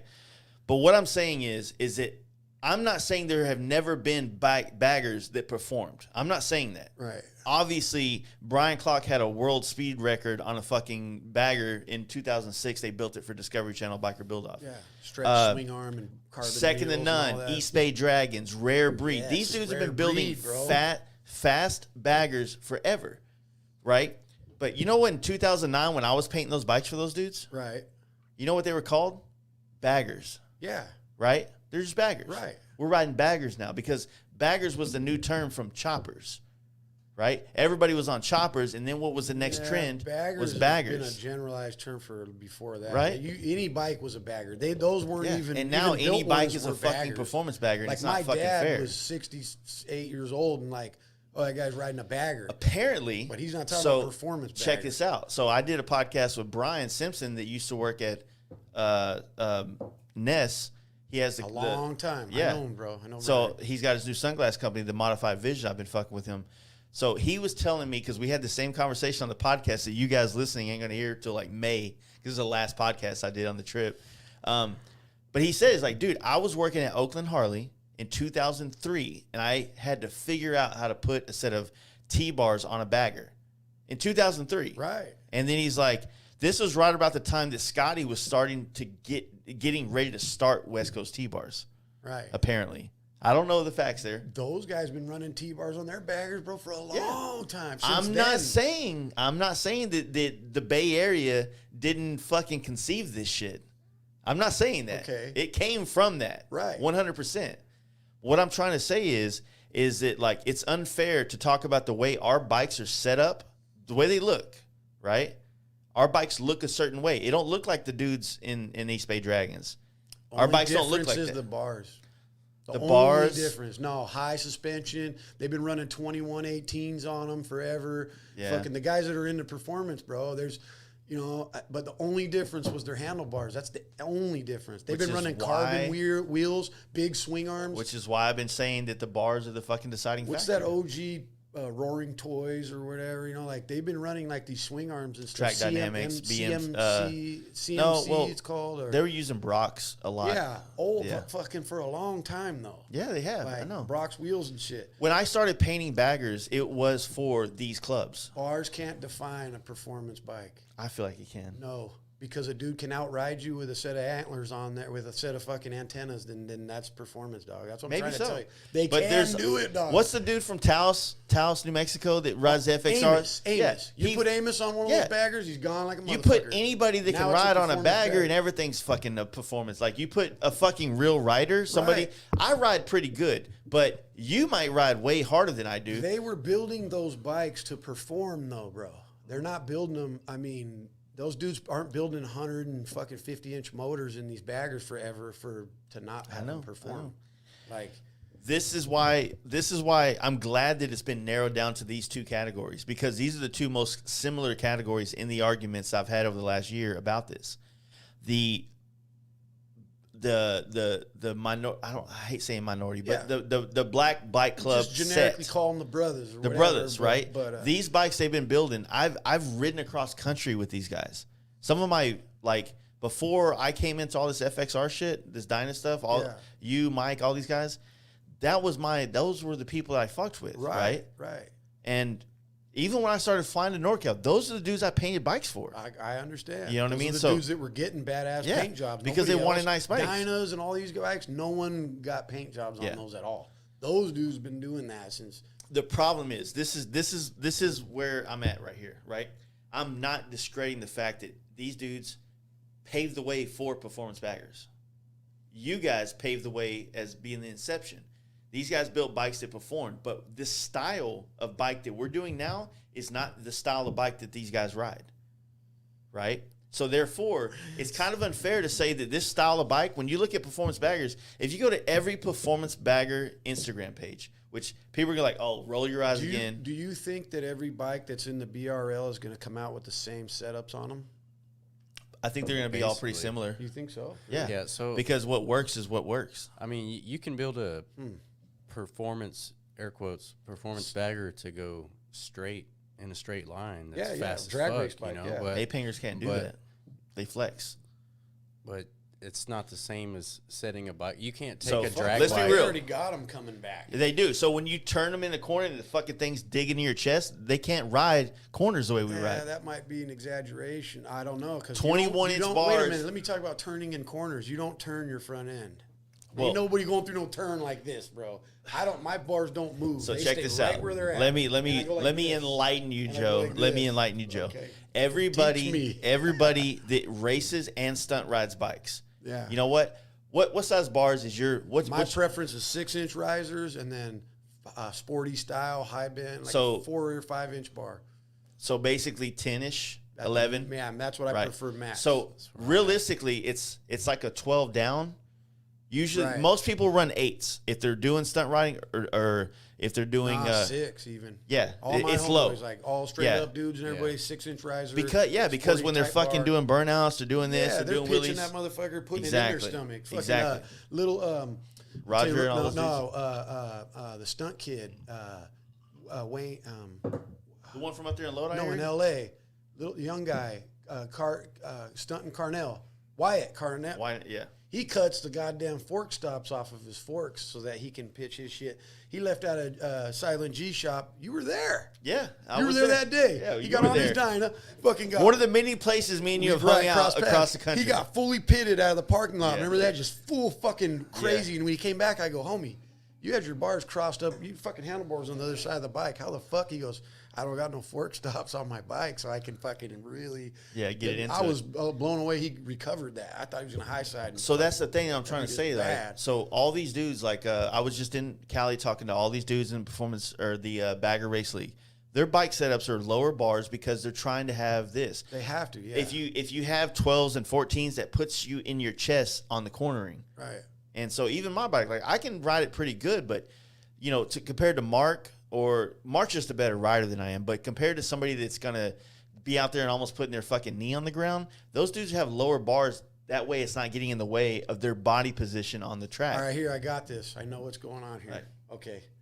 Those dudes I'm talking about set their bikes up out of style, not because of performance, but to give them credit though, they those motherfuckers are the ones. Those dudes, 100%.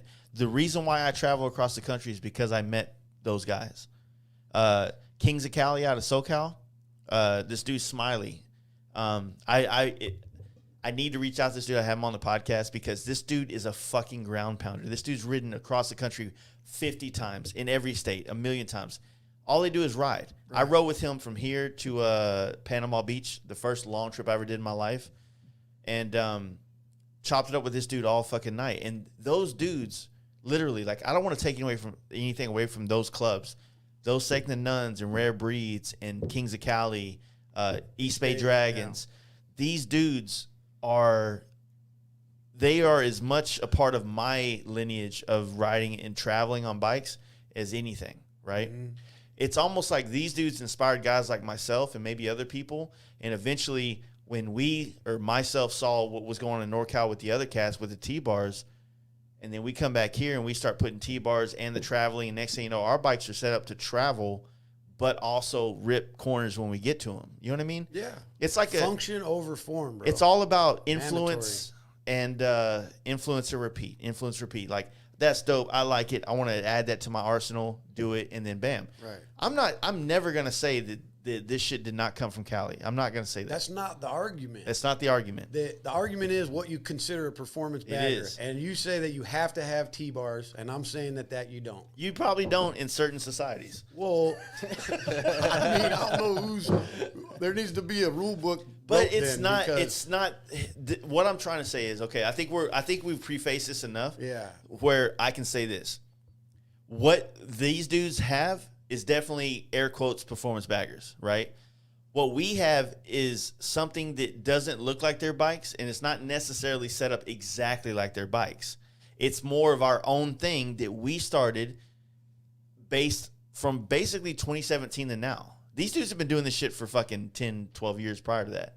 Long time, yeah. Long time, right? 20, not saying that. Knows, yeah. I'm not saying that they didn't and this, and this. I'm saying that, like, if you start saying that everything is a performance bagger, then let's just call this fucking Democratic National Convention. Everybody, you get a check. You get a check.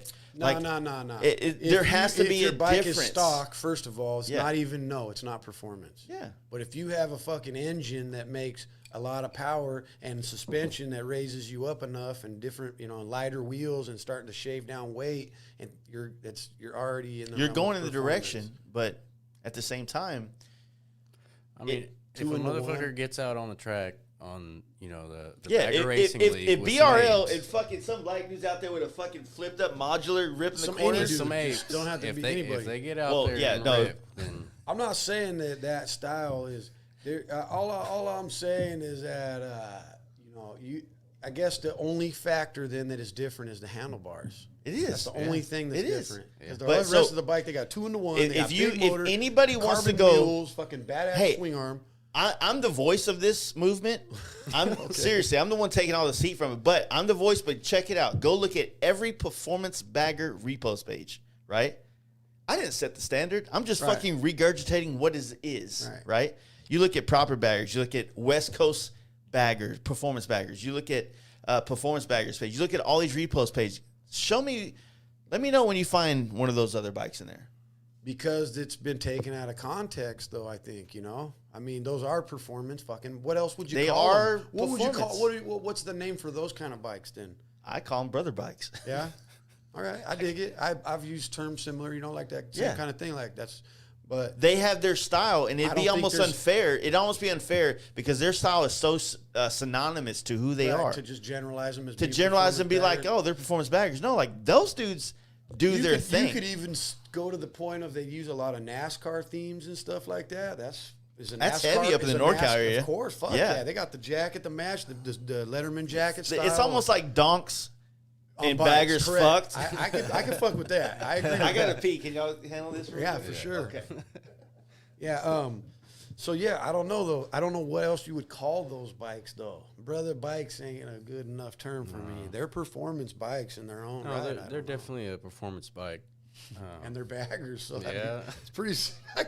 But the term muddy it up, performance bagger just kind of arose in the last couple of years. So maybe it's being heard now, but I don't think there's always been a performance bagger. But yeah, I get it. I know I'm not trying to be an asshole about it or like argue it. It's just I can't agree with this brand new performance bagger thing. Like. Here, this is off the subject. Oh, fuck this. I don't care about baggers. I got no dog in this fight, but they don't call an FXR a performance bagger, an RT, which is a touring bike with trunk and everything, and that fucking pisses me off. In fact, I don't even think those are allowed to race against the other baggers, and I'm like, I guess the chassis is different, so that's what they're determining is the factor, but it's fucking bullshit. Even, like a Sport Glide, that comes with bags, or... Yeah, but not a big enough fairing. You got to have a full-size fairing and a trunk. That's the deciding factor. A bike that has the option of a trunk, that bike really doesn't. So like tour pack or touring is in the name.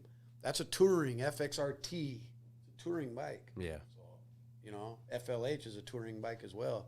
I'm surprised that they can't lump in the FXRT with performance baggers. No, I think that we should 100%. I do too, but I think performance baggers is that I was style. asking John about that. I fucking the stairs, right? So to my point, all right, I want to make one more point about this, and then we can move on to the rest of your list. Let's go back to Big Wheel, which I had a big part of it. I was a big part. That was where I started cutting my teeth in the industry, making money. If you put T-bars on a Big Wheel, that's not a performance bagger, right? No, it's not. No. Okay.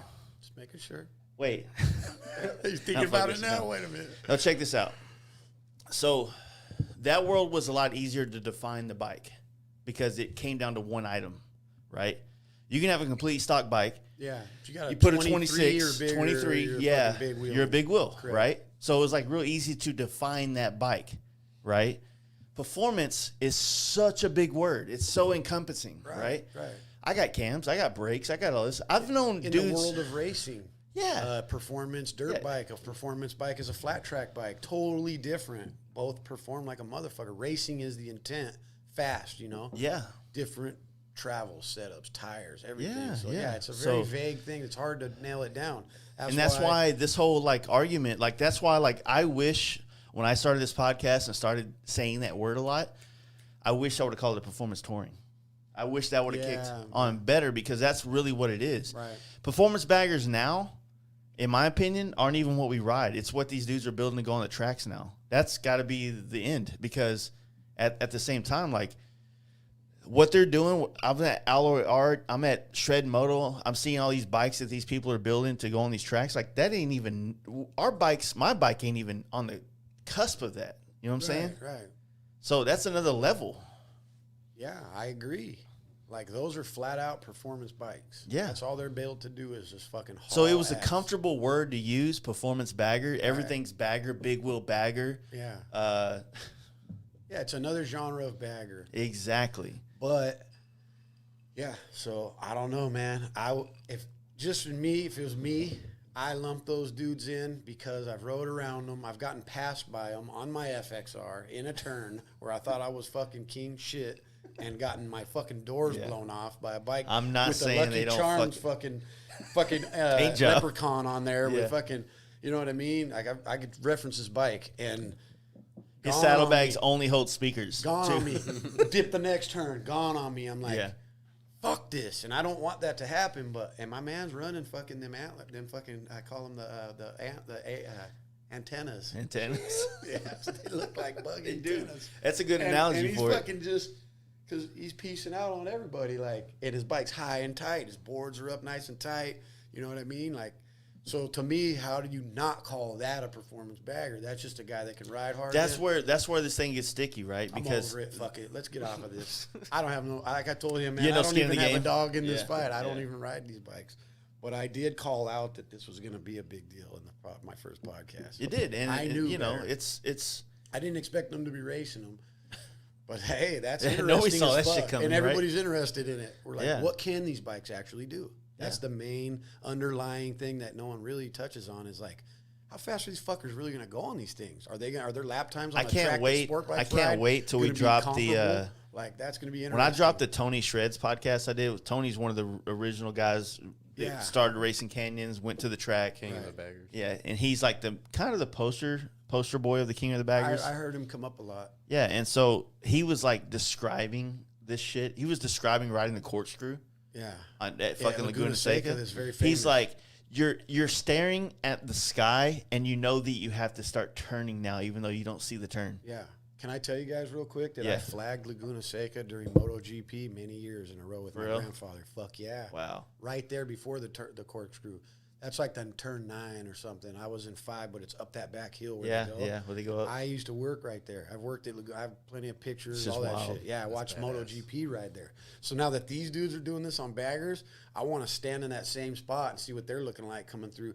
Like, I want to know their times through these parts of the course and see how comparable.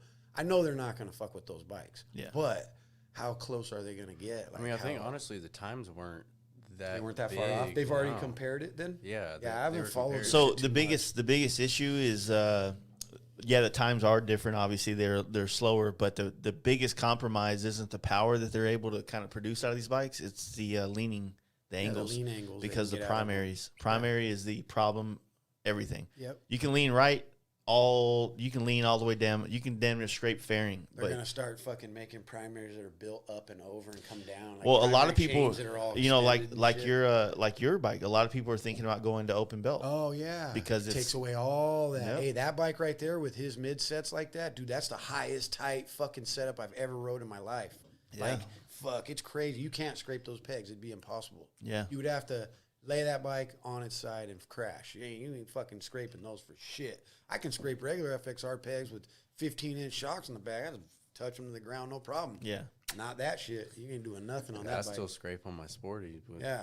I got 15s on my rear. Yeah. I mean, just, the FXR, they got this really straight shock angle when you put them in the rear position on the mount, dude, and it boosts your bike as fucking giant, like, way up. I'm 6'2", and I tiptoe on those setups like that.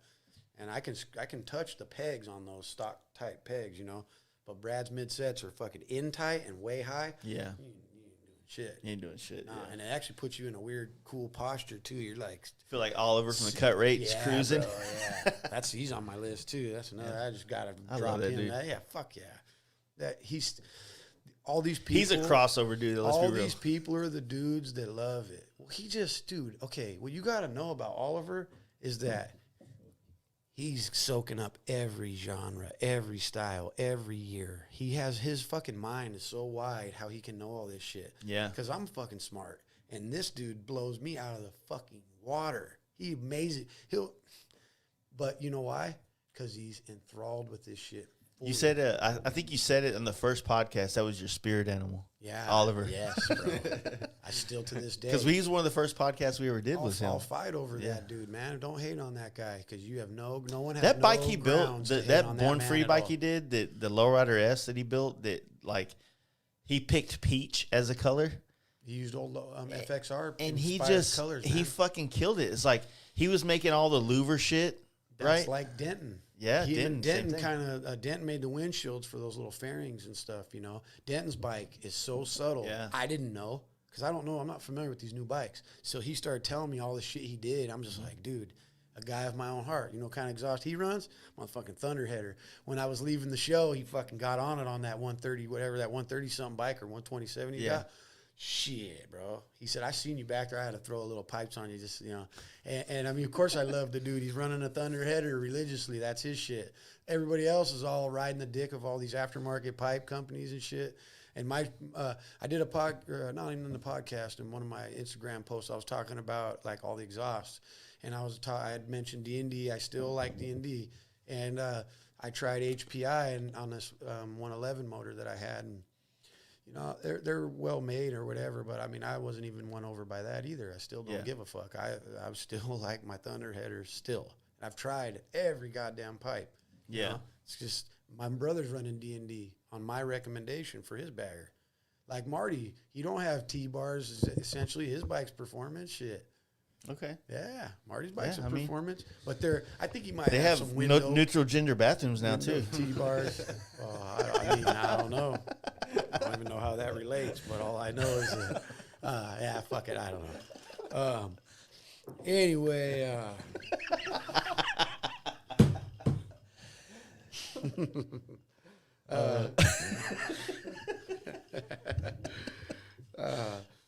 who else is on the list?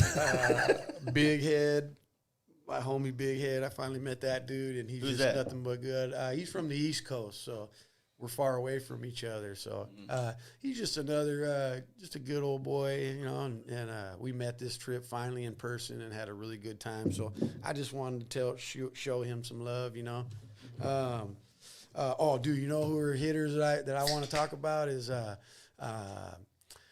dudes down in L.A., Omar, I know their names. I'm trying to think Team Proven. I haven't heard of them. Okay, so Sean Rosendahl, Omar, I don't know Omar's last name, and Abdul, and I couldn't say his last name. I know it. It's very long. He's a guy, 3Q. He just went back to Qatar. Those are my dudes too. I want to shout them out because those guys are fucking eat, sleep, and breathe this shit. FXRs, Dynas, whatever. Performance. Yeah. In a whole. They ride everything. They ride hard. They're all young. They all fucking hustle their asses off in a place where it's very expensive and all have dope bikes. They're at every fucking swap meet. You know, my main dudes I wanted to shout out today are the Japanese guys because I have to explain these guys because everybody's asking me tons of questions about these guys. I think it's been a topic of conversation. Huge. They're like, they recently. shook shit up. They're winning all the bike shows they enter their shit in. They're going hard. That's our go hard or go home. That's our tag. So Miyagi, that's Mickey. That's the OG. He's building a turbo.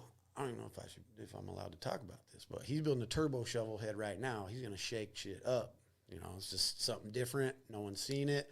Like 82, 83? Yeah, it's a 83, I think. 83? Yeah, and these dudes got swag for days. They are also very hungry to ride. It's like Kay is the other guy I want to talk about. See, why these guys are so tight is that they're newer to this. They come from lowriders. They're tight with Snoop Dogg and Dr. Dre. And they're in the videos and all the Impalas those guys ride come from these guys and their crew. Well, you know, to that point, like back when I was in the lowrider scene in that shop here I used to do work for that hosts a super show in LA, Tours Empire. He used to go to Japan, and Japan has a lot of different subcultures geared towards like whether it's rockabilly, lowrider, American culture, bro, that's their shit, yeah. And they kind of take our culture and make it like better, even better. Correct. Yeah. That's why I don't mind sending the bikes there. I used to be when I was ignorant and young and just didn't know any better. Yeah, I'd kind of be like, nah, I don't send my shit over there. I had that same attitude that a lot of older style mentality have. Nowadays, I see what they do and how they treat their stuff. Come on, their grandfathers fucking bombed us. I prefer them to have those bikes because they treat them with way more respect. They These have kids out here stunting them and crashing. Everything about their culture, even down to the magazines. The reason why magazines are still a thing there is because they care. Respect. They care, right? Yeah. They want to build a bike. They want to put it in a magazine, and they all fucking go buy them. So magazines are still a thing there. And well, they like the old ways because that was the better ways. That's what worked, you know. Yeah. Like jeans, you know, pair of jeans. The old jeans are still rocking. The new jeans, you throw them fuckers away. Like everything is like that. Cars, best example. Yeah. Look at cars just 40 years ago, only in the 70s or whatever. You know what I mean? And look at them now. Man, these cars don't last for shit. They're built to fail. So those guys are holding on to that old school style. Like my 1947 fridge I got. So yeah, exactly. Good point. Still works. Good point. There you go. There you go. They built that shit to last. They weren't worried about this disposable and keep going kind of thing. They were like, fuck it, build it well. Who built the best is who got the sale, you know? So these Japanese dudes, why they're such hogs is while we're all fucking around and partying and shit, they're in bed every night by 9 o'clock. They went to the swap meet every fucking day, even if they were there yesterday, at 4 in the morning, first in line. And it's just that respect for the culture, that respect for the bike, and just that straight up dedication and discipline. How do you not love that? So those guys, Miyagi and Kay, have become some of my like tightest dudes, man. That's why I spent all my time. So where are they based out of? Los Angeles and Vegas, but they're LA. They're Southern California dudes. And you know, and if you know their backstories, I mean, Miyagi doesn't even sport a pinky finger. If you know anything about that. I've seen enough Japanese movies. Wild shit, bro. I've seen Assassin's Creed. He took that off himself, you know. Like, it ain't a joke, man. It's serious. I'm serious. It's very serious. So any man that's like that, school, that's my people, you know. He's a fucking gangster, man. That's and when you fuck with gangsters, you know, they don't fuck around a lot. There's not a lot of joking around with these guys either. I mean, I get him to laugh and shit, but he's about business. So just they have refueled me. They are fucking rubbing, iron sharpens iron, rubbing up with them dudes. I'm out there in Daytona fucking off. I'm showing back up at our hotel room at, you know, not crazy late or nothing. I'm not out of control, but they're making me feel like I need to tighten my game up. Like I'm slipping, you know. They're like, you want to go to the swap meet with us? I'm like, no. I want to go party all night. You guys are leaving at 4 in the morning. I'm going to bed at 4 in the morning, dude. They're in Daytona while everyone's partying.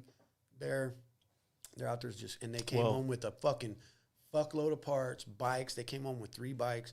It's just their hunger and their enthusiasm and their passion for this shit needs to be I would say that's 100% like, yeah, definitely. Like those dudes, I come from Japanese culture with like the tuner car shit that I did before bikes. I love the culture, skylines, drifting, all that shit. Right, I grew up out of that. But as much as the bikes are the culture, so is the lifestyle. And you are the lifestyle. And you've always talked about on this podcast about growing up and your mom talking about like, yo, like we got to set the house up for so and so passing through. Like those are things that like those stories that you've told on this podcast over the years are the stories that kind of help us understand what our role is as bikers, right? Right. And so when you see these cultures that kind of cling to what American biker culture is, Americana, if you will, I think it's the way you say it when you're talking about overseas. This is Americana, biker culture. Yeah, I don't know, but it seems trendy to say. But what I would tell people all the time is like the bikes are always going to be a great thing, but realistically, at the end of the day, it's always the people. The people.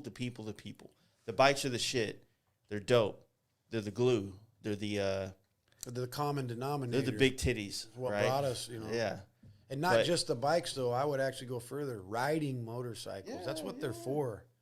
You know, I've always preached and preached and preached. My position is you ride motorcycles. You don't they are works of art, but like not solely. Like when you build a bike that's not rideable, to me, it's just, I don't even have a fucking analogy for There's that. this thing going around, and I just started noticing it, but like my dudes at 2 Lane Life, these are, the Thrashing, Lance Curry, his dad, Lance Sr., these motherfuckers party and ride all over the country. And they're doing a YouTube channel, and it's like all they do is like promote that shit. And they're being called Rubs. You heard of that? For sure. That's an old term. Well, fuck. I guess I'm. It's an acronym. It actually means something. Rich Urban Bikers. Yeah, Rich Urban Biker. Correct. So that's a rub. I just saw it again on another person's post. Who's calling? They're calling those guys that? Yeah.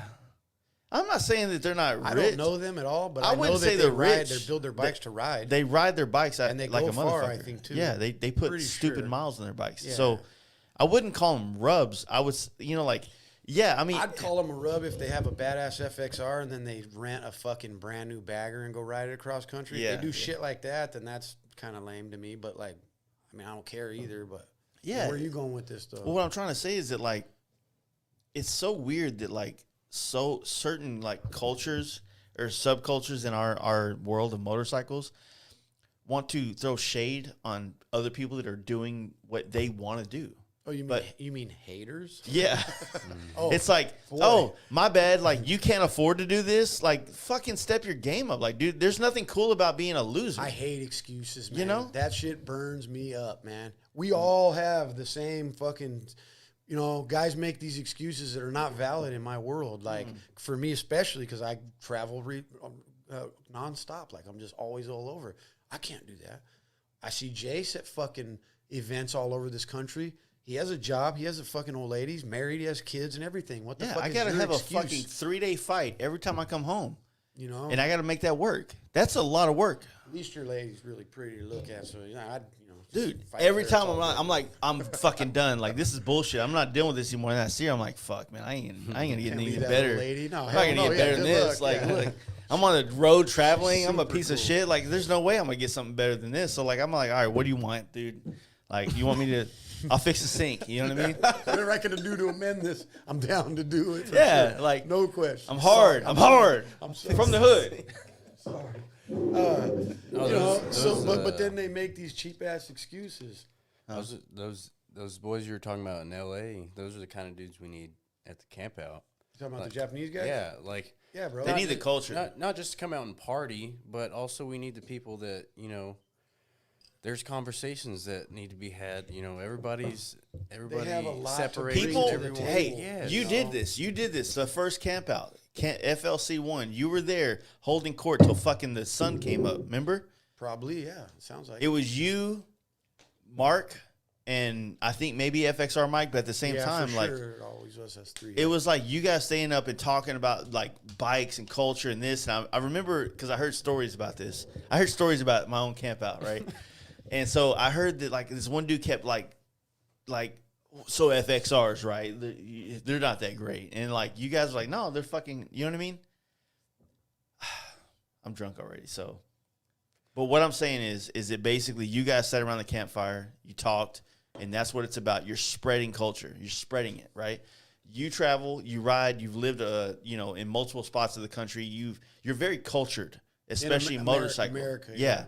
So when people get a chance to sit at a campfire with you, and maybe a lot of people do that now, like, hey, so they find the one thing that maybe you're good to talk about, but you never know what the one thing is that you're going to go down that rabbit hole, like that one trigger word, like right. It might be FXRs, or it might be like, no, man, like I'm this vagabond. I'm this dude. Yeah, that comes up, leather and stuff and chaps and shit like that. I don't know. What I want people to know about me, if they don't already, is that this shit means everything to me. Yeah, this is my life, man. I live in my fucking motorcycle shop. I mean, I don't have a house because I'm never there anyway, so I wouldn't waste the money on it. I built a little pad in my shop. That's all I need to say. Oliver Jones lives in his fucking motorcycle shop. Yeah. Like, that's why those are my people. Like, we don't, again, talking to Jody, she's like, my dad has lived in his shop at points in his life. That dude is OG, 70, almost 70 years old, consumed by the motorcycles still. Believe that dude right now ain't sitting at home on his fucking couch watching TV. He's doing motorcycle shit. I know where he's at right now. Yeah. And he's on the grind right now. Made man. I'm assuming he don't have to do shit. He does it because he loves it. This is not it's not an image, bro. This is not something that I seen and thought was cool. This is love, man, like deep shit. And those people, like that's the glue for me. Like, that's what keeps me going and reminds me of like what I love or whatever. I don't know. No, I agree. But then also riding my bike, even by myself, when I get out on a long ride, that sense of accomplishment when you get where you're going, that feeling's hard to duplicate for me. I don't know a lot of things that really give me that much joy and pride or whatever it is. Like when I say, all right, I'm going to New York, and I get there, and that second I rode, first time I ever went to the East Coast Jam, I rode there, and I did a fucking burnout when I pulled in the parking lot because I was fucking just the highest you can be. I was so amped that I just got there. I made it, across the whole country, man. It was a long fucking ride. Me and John Long did it. I fucking came in the parking lot, ripped it. So I was just full of fucking testosterone and fucking just piss and vinegar, dude. American shit. Like if you don't drop tears when you're out on those long hauls up by yourself, or not even by yourself, just in the middle of nowhere, and it don't make you cry, then we are not the same. Because it makes me bawl all the time, in my full face, full tears, random moments, crossing a bridge somewhere. You know what I mean? Just looking over the sun setting or something. That shit right there fucks me up. Dude. Like, I am so thankful that I know this life. I thank my dad every fucking day, damn near. He's passed now, so I sent a little thing. Yes? Yeah, so I sent a little thing, all the time to him. It's like, just thank you so much, homie, for being a savage and learning and doing this so that I know to do it. Because I wonder if I would without him, Yeah, like, I'd be afraid, to think of my life without this. It means everything. And dude, so what you're saying, like, it speaks to me because at the same time, man, like, the friends you've made, the acquaintances, the list that you have on the table, my family. When you are all of a sudden, maybe you didn't ride across country with them, right? Maybe you showed up like, hey, dude, I just rode 1,000 miles today. And you're like, hey, let's ride to dinner, and like, fuck yeah, let's go. So it's like you would think like, hey, let's jump in the truck real quick and go eat. But no, next thing you know, you're riding on a bike again after you've already did 1,000. Right. But now you're with this dude, and it's like null and void. Everything you did before. I ran into you in Sturgis. Yeah. And we went for a ride to go have dinner up in the hills. Like, that was so important. Like you said, like that it was 10 miles, but it was very important. 10 miles. Yeah, and we got to go rip together. Like, that was important to me. When you're cruising, especially when you're cruising in like unknown parts of the world, because this isn't your territory, but you're with somebody that it's theirs, right? You're like fucking like crossing this bridge, the sun's going down, the lights of the buildings or the small town you're rolling into. Like, there's so many versions of why motorcycle culture speaks to people. Real fucking travelers, real weathered men, if you will. Right. You know what I mean? Yeah. That there's pain something is about pleasure, it. So, bro. I had to learn. I stayed with Natalie Kleiner at her place in Nashville. She's on my list. Yeah. So I wanted to talk about her real quick because I just want people to know that she's making gear for people to ride in with a really good heart and intent. She's making shit that is like really durable, really quality. She told me this was She's handcrafting the shit too. Goddamn right, bro. Yeah. And I want that to be shed some light on too, because even myself, I've known her very well. That's a friend. That's a real friend of mine. And I didn't understand, like, I don't know if she's doing it to, like, just make something to be relevant or, like, make something just to have a company or something like that. Fuck no. I went to her house. I didn't even talk to her when I seen her in Daytona about her clothing because I wanted to know on a I don't want to get this lightweight conversation where I couldn't ask these questions and things I needed to know. I wanted to see the shit. Yeah. Go to her house. She got the samples there. She got the gear there. I'm holding these jackets and these clothes and things, and I can stand here and tell you from a riding perspective, she has your best interests in mind, riding in mind. You know what I mean? Like every fucking stitch on the goddamn shirt is designed to withstand, help you, the way the pockets are, the angles you reach into your shit. She's thinking of everything. And I just want to shed some light on that good on her. Another person I'm very proud of is her. Very fucking proud. She's just starting something from nothing. That's fucking scary, man. I don't have a safety net in my life. I don't come from money, so I don't have this where she doesn't either. I know her background. We don't have this where, well, we fuck this all off and waste all our energy, and our daddy's just gonna come in and be like, oh well, here you go. It's okay. You know, you'll be fine. No, this is a fucking you make it or you burn, you're done. And she's doing it. And so I just have to give her I met her the first time last year, at the end of last year in December at the in Florida actually at the at Jason's show, the speed metal or Lakeland Wheels of Steel show. And what she's doing, like she's a part of it. Like she is so many other people. There's so many people that are pouring into this pot right now of like now bikers, like our shit. Like I just feel like people do it though for relevancy or something else, you know, not because they actually fucking give a fuck about and get behind what they're doing.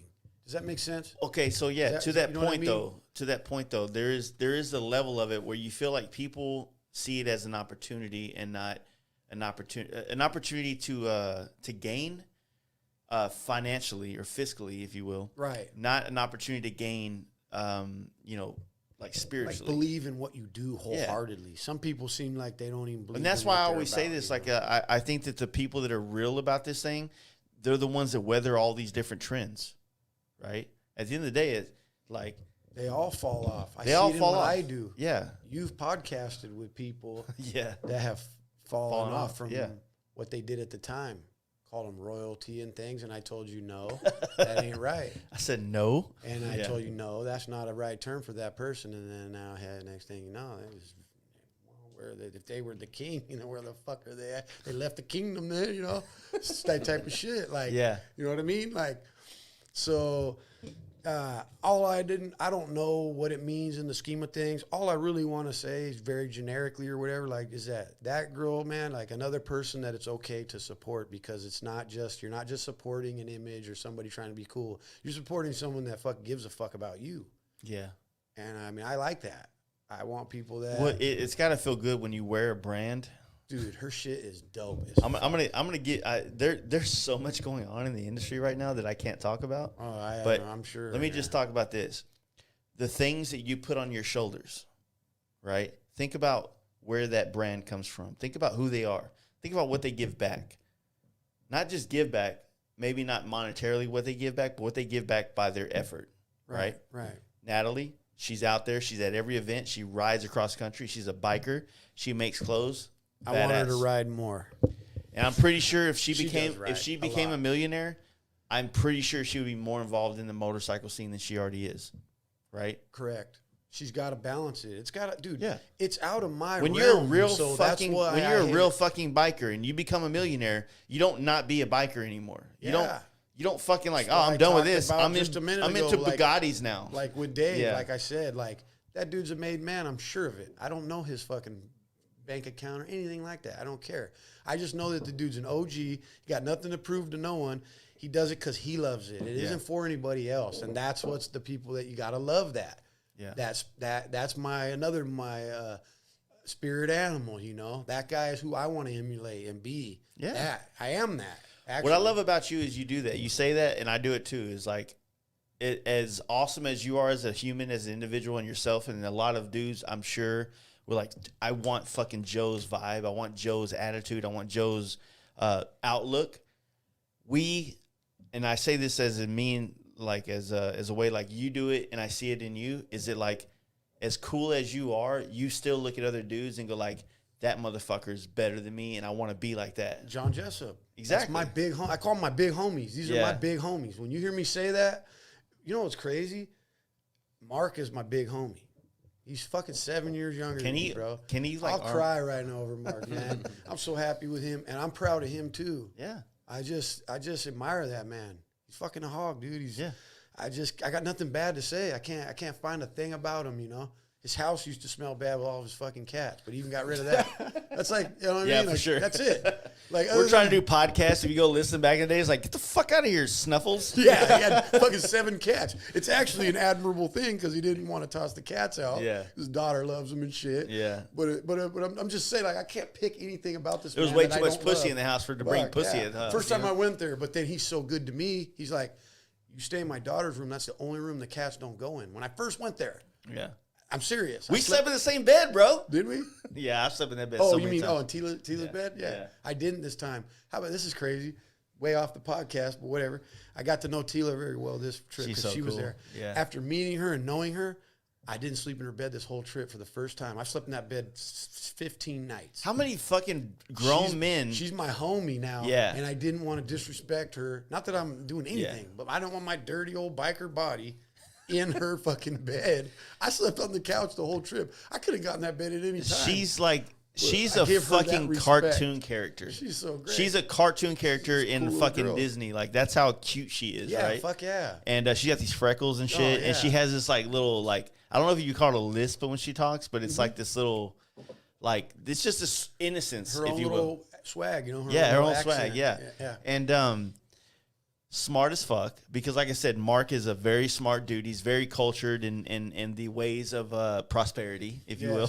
He likes to dabble in douchebaggery, but he also fucking he's a well-rounded cultured. human being, bro. And he so, can take him to a party and he can rub shoulders with the most high-class people and he won't miss a beat. And you could take him to the fucking neighborhood with the homeboys in fucking compromising situations and he's perfect guy to have there because he knows how to get it done. I love this man. he's like the dude that'll shoot you and sue you. He's all the most endearing term I can tell him is that he's my big homie. Not in size, just fucking nature. Who he is, and I love him, man. I love that man. I feel like I need a documentary about how me and Mark became friends because it was pretty epic. And I see that in Jetty too. But I don't know him that well yet as Mark. But like he's like that. Like that dude's just caught it covered on all bases. He's a fucking ruthless hustler, makes tons of money, and fucking loves his friends. And also used to do meth. Did he? Yeah, heavy. I'm not surprised anymore. If you'd have told me that before this Daytona trip, I would have been like, nah. Yeah. But now that I've seen I don't mean to him put in- his him in business out there like action, that, but at the same time, like Jetty is. then that needs to be noted where he's come from then. So you met Brad, right? Yeah, fuck yeah. So Brad, Mazzolo, you talking about? yeah, Matalozzo. So Brad he's OG around here, if you will. He was a motocrosser and shit. Brad can ride like a motherfucker. So Brad's a Red Oak dude, and so is Jetty. And so Brad introduced Jetty to me back in like 2017, right when I met you. Okay. Because he rode my performance bagger to Daytona. That's when I tell you when I met him first. There. He was on your white. My white bagger, Correct. yeah. Okay, see, because I was on my FXR. We hooked up at Daytona. We went and had lunch together, all of us, right there at the fuck, I don't know what it's called. The Destination. Yeah, no, it was it was a fucking in Orlando. What was it called? Oh, really? No, not there. That bike show. No, that wasn't where we all hooked up. It was at Destination before that. It was not at the performance bike show. I'm telling you. No. I told you. Yeah. We went to like restaurant. It was kind of like a Bennigan's or some shit. Yeah. This is what it was. It was some Irish place or something. Yeah. And we all sat down together. Because my boy Tommy from fucking Wisconsin was there selling bikes. Maybe. Or so was Maslin, maybe. Yeah, something like that. Or so Maston. Oh, Maston, yeah, FXR dude, yeah. I was Maston mentioning his last Tommy name were and there. his first name together. Maston, another good motherfucker. He should be on my list. Yeah. But then Jetty there was different. Now this trip, fucking Jetty, I'm telling you, bro, like I don't know, I kind of ended up me and him kind of side by side, just fucking putting him down and talking shit, and it was like I wouldn't have wanted to be with anybody else. Jetty's, I felt like with him, he's a comfortable person to like do dumb shit with. With Jetty, I felt like I could do anything I wanted.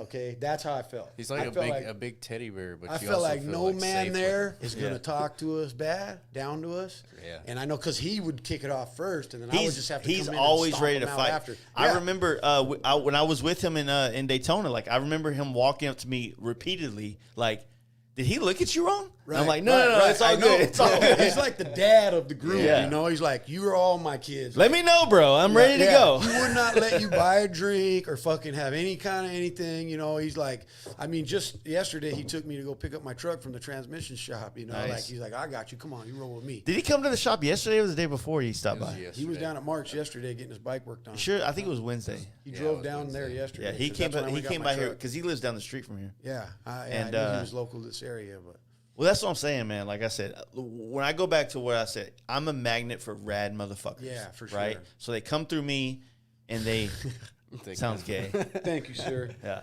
I'm not trying to say it like thank me, but I'm just saying like I'm fortunate to get to know all these people and bring them to the fucking to the table, right? Jetty's he's up and down. Like he's kind of like he'll come around and he disappears and he comes around. It happens, but you got stuff. You got a lot going on, man. yeah, and I get that, but at the same time, like even like I mean, you were in Daytona, you probably fucked with Dragon, bro.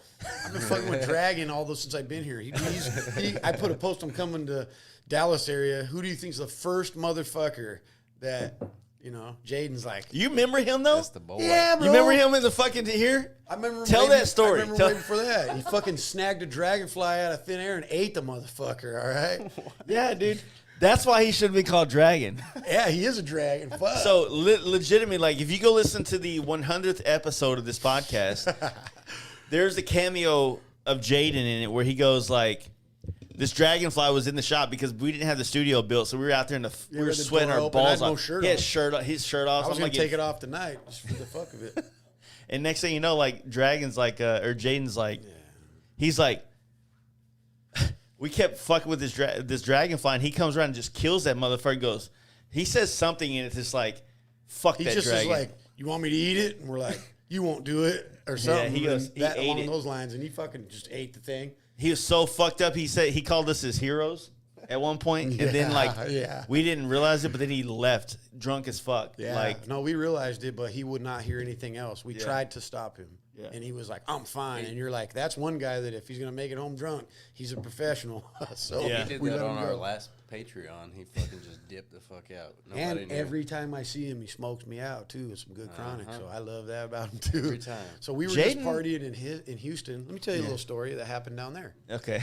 So he fucked up Kano's bag recently. Okay? Yeah. Well, his cousin by marriage fucked up Kano's other bag just the other night in Houston. Oh man! And it wasn't funny though. Like I'm out of everybody there, I'm the one that was telling Kano, "Hey man, go get that dude's insurance information." He's like, "Nah, man, it's fucking whatever." And then he tells us the story. He's like, "I just got my bike fixed from Jaden." Fucking my shit up. That dude's so cool. Kano's the best. I want to have him on the podcast so bad. He's a good human being. Kano was. He's been fucking around with us for the last like year and a half, and so we were in downtown. I don't even know if I was there. I think this was just like Jaden and I love Kano. these people. I can't wait to move here. I'm telling you, like I have curated. I'm tired of talking about it. The baddest I've been saying it for motherfuckers years, in the country. But just know, bro, I have settled on Texas. Like I'm serious. I'm serious. Where are you thinking? Up here, right here, right here. This is the best spot because you're not stuck. I'm not. Yeah, Red Oak, Mesquite. I want to look towards Fort Worth because everybody talks about it, but I heard now, like even Jetty was telling me it's more expensive over there. So kind of just. Where we're at on this side of town, like it's still affordable, and you could. It's a 20-mile rip to Dallas. You want to find a small town like this because no. I know what I want. There's roads to rip around. No, that's not my deciding. That when you're looking for a place to live, the riding is not what's the deciding factor. I need space, I need a shop, and I need it to be right with money. So here's the deal, man. This is straight up. We're gonna use 200 grand, okay? Where I live, I can buy an acre of land. That's it. Not developed, no well, no septic, no power, nothing. 200 grand's, I mean, it can be that much. It's anywhere from 120 to 200 for plain fucking ass acre in Lockford, California, where I would love to live. I can't afford that. For 200 grand here, I can get 3-2, 1,500 square feet, probably a shop even, half acre of land. What the fuck? It's a no-brainer. That's the only deciding factor. I just talked about this already. I don't want to ride right here. I don't care. I'll ride. I want to go over to the Ozarks right here in Arkansas and fuck that up. So the riding isn't, but also the people. I'm open here. I'm welcomed here with open arms, like beyond, bro. Mm-hmm. Like if I made a post on Instagram right now that said, I want to come scout out the Dallas area. I want to stay for a month. I probably have to pick between 10 fucking people that would be like, come on, you know. Hey, here's my couch. There's my wife. No, here's my fucking bedroom. I'll sleep on the couch. It's like that, you know. Like I get love, and because of you, I think. I mean, it's got to be. I don't know why, but bro. I broke down on this trip. A lot of people seen that. My transmission fucked up in my truck. I had 7 people from back home area reach out. Hey, we need to come get you or whatever. You know, we'll get you. I had 15 motherfuckers from Texas. Like, yo, where are you at right now? Yeah, you know what I mean. Not even. Do you need help? Like, where do I go? I'm serious. Yeah. Like, Jaden included, everybody. Yeah, same thing. I mean, when I was in NorCal. How do I fucking, that's disrespectful for me to not fucking move here, you know? Like, fuck, man. Like, I would give Callie the same credit because the entire time I was out there this last rip, everybody from fucking the San Diego all the way up to NorCal was like, let me know if you need a place to stay. That's my home. And it will always be my home. There are still the dudes there are still solid. I just think that right now a lot of Californians just going through the fucking motions of just can't dealing with this shit. That state, bro. You know? The gas is $1 a gallon more than anywhere else. Right when you go to Arizona, $1 drops. San Francisco has its own 10% tax just for that city. 10% of everything. I got a bill when I first seen this 3-4 years ago for my food at goddamn Cheesecake Factory. And at the very bottom, there's another 10%, another $7 or something on a $70 bill. And I'm like, yo, excuse me, what's this? The girl's like, oh, that's San Francisco's tax. I'm like, what the fuck does that mean? Well, we have 10% for every dollar you spend in this town, you pay 10% of tax on it. Oh, fuck you, man. Damn. It's crazy. Yeah. It's crazy. What if you bought a car or some shit? Yeah. What the fuck? 10% on top of that? I'm trying to tell you, bro. And it's across the board. It may be an amount like over 3,000. They don't do it. Maybe something weird like that because Oregon's like that. But no matter what it is, I'm a frugal person, man. I cannot hang there, you know. And I'm 40 fucking years old. And I want to own a home again, which I have before. I'm tired of renting. I'm not going to rent forever, you know. So I just literally, okay, here's another thing. I could afford there. I could buy something there. Yeah. I'm not going to spend $500,000 on a fucking. Let me tell you this right now, real quick. I just spent some time in NorCal. I spent a lot of time with Corey and Zach Ness, right? They brought me in. They gave me an entire day's worth of a tour of the facility and the new version of Arlen Ness. I'm wondering. Yeah, they sold the whole bottom floor. Yeah, it's Ducati now. Yeah, I don't. And then I went to lunch with them, and they leaned on me as much as I leaned on them. And I respect that so much for them because they treated me. They're real people. I don't feel like I'm equal with them, but they treated me like an equal. They are real people, bro, because they come from real people. Exactly. Arlen Ness started in his garage, Holmes. Exactly. I'm serious. That's another dude that didn't get beyond who he was. He still kept it fucking real. What Corey kept saying, Corey's the really Corey, which is Arlen Ness's son, is the real reason why Arlen Ness Motorcycles is what it is. Because apparently Arlen was just a fucking dirtbag dude. Straight like the one to build. Biker, bro. He's a biker. Would live in his shop if he could. And his son's like, hey, dude, I need to rope you in and like make a business out of this. Tighten this all up from a fucking, damn it, corporate perspective. Like, look, bro, we have something good here. He's like the Steve Jobs of it, right? Fucking Arlen was like, all right, cool, give me some do your tools thing. And let me stay in my shop and build dope shit. That's all I give a fuck, man. So talking with them, like Corey kept saying, like, here's the deal. We've downsized our business, but our quality of life is better. Like, they're telling me how much more they enjoy their life doing what we do as a living because they are not this, like, perceived big entity. Storefront, right?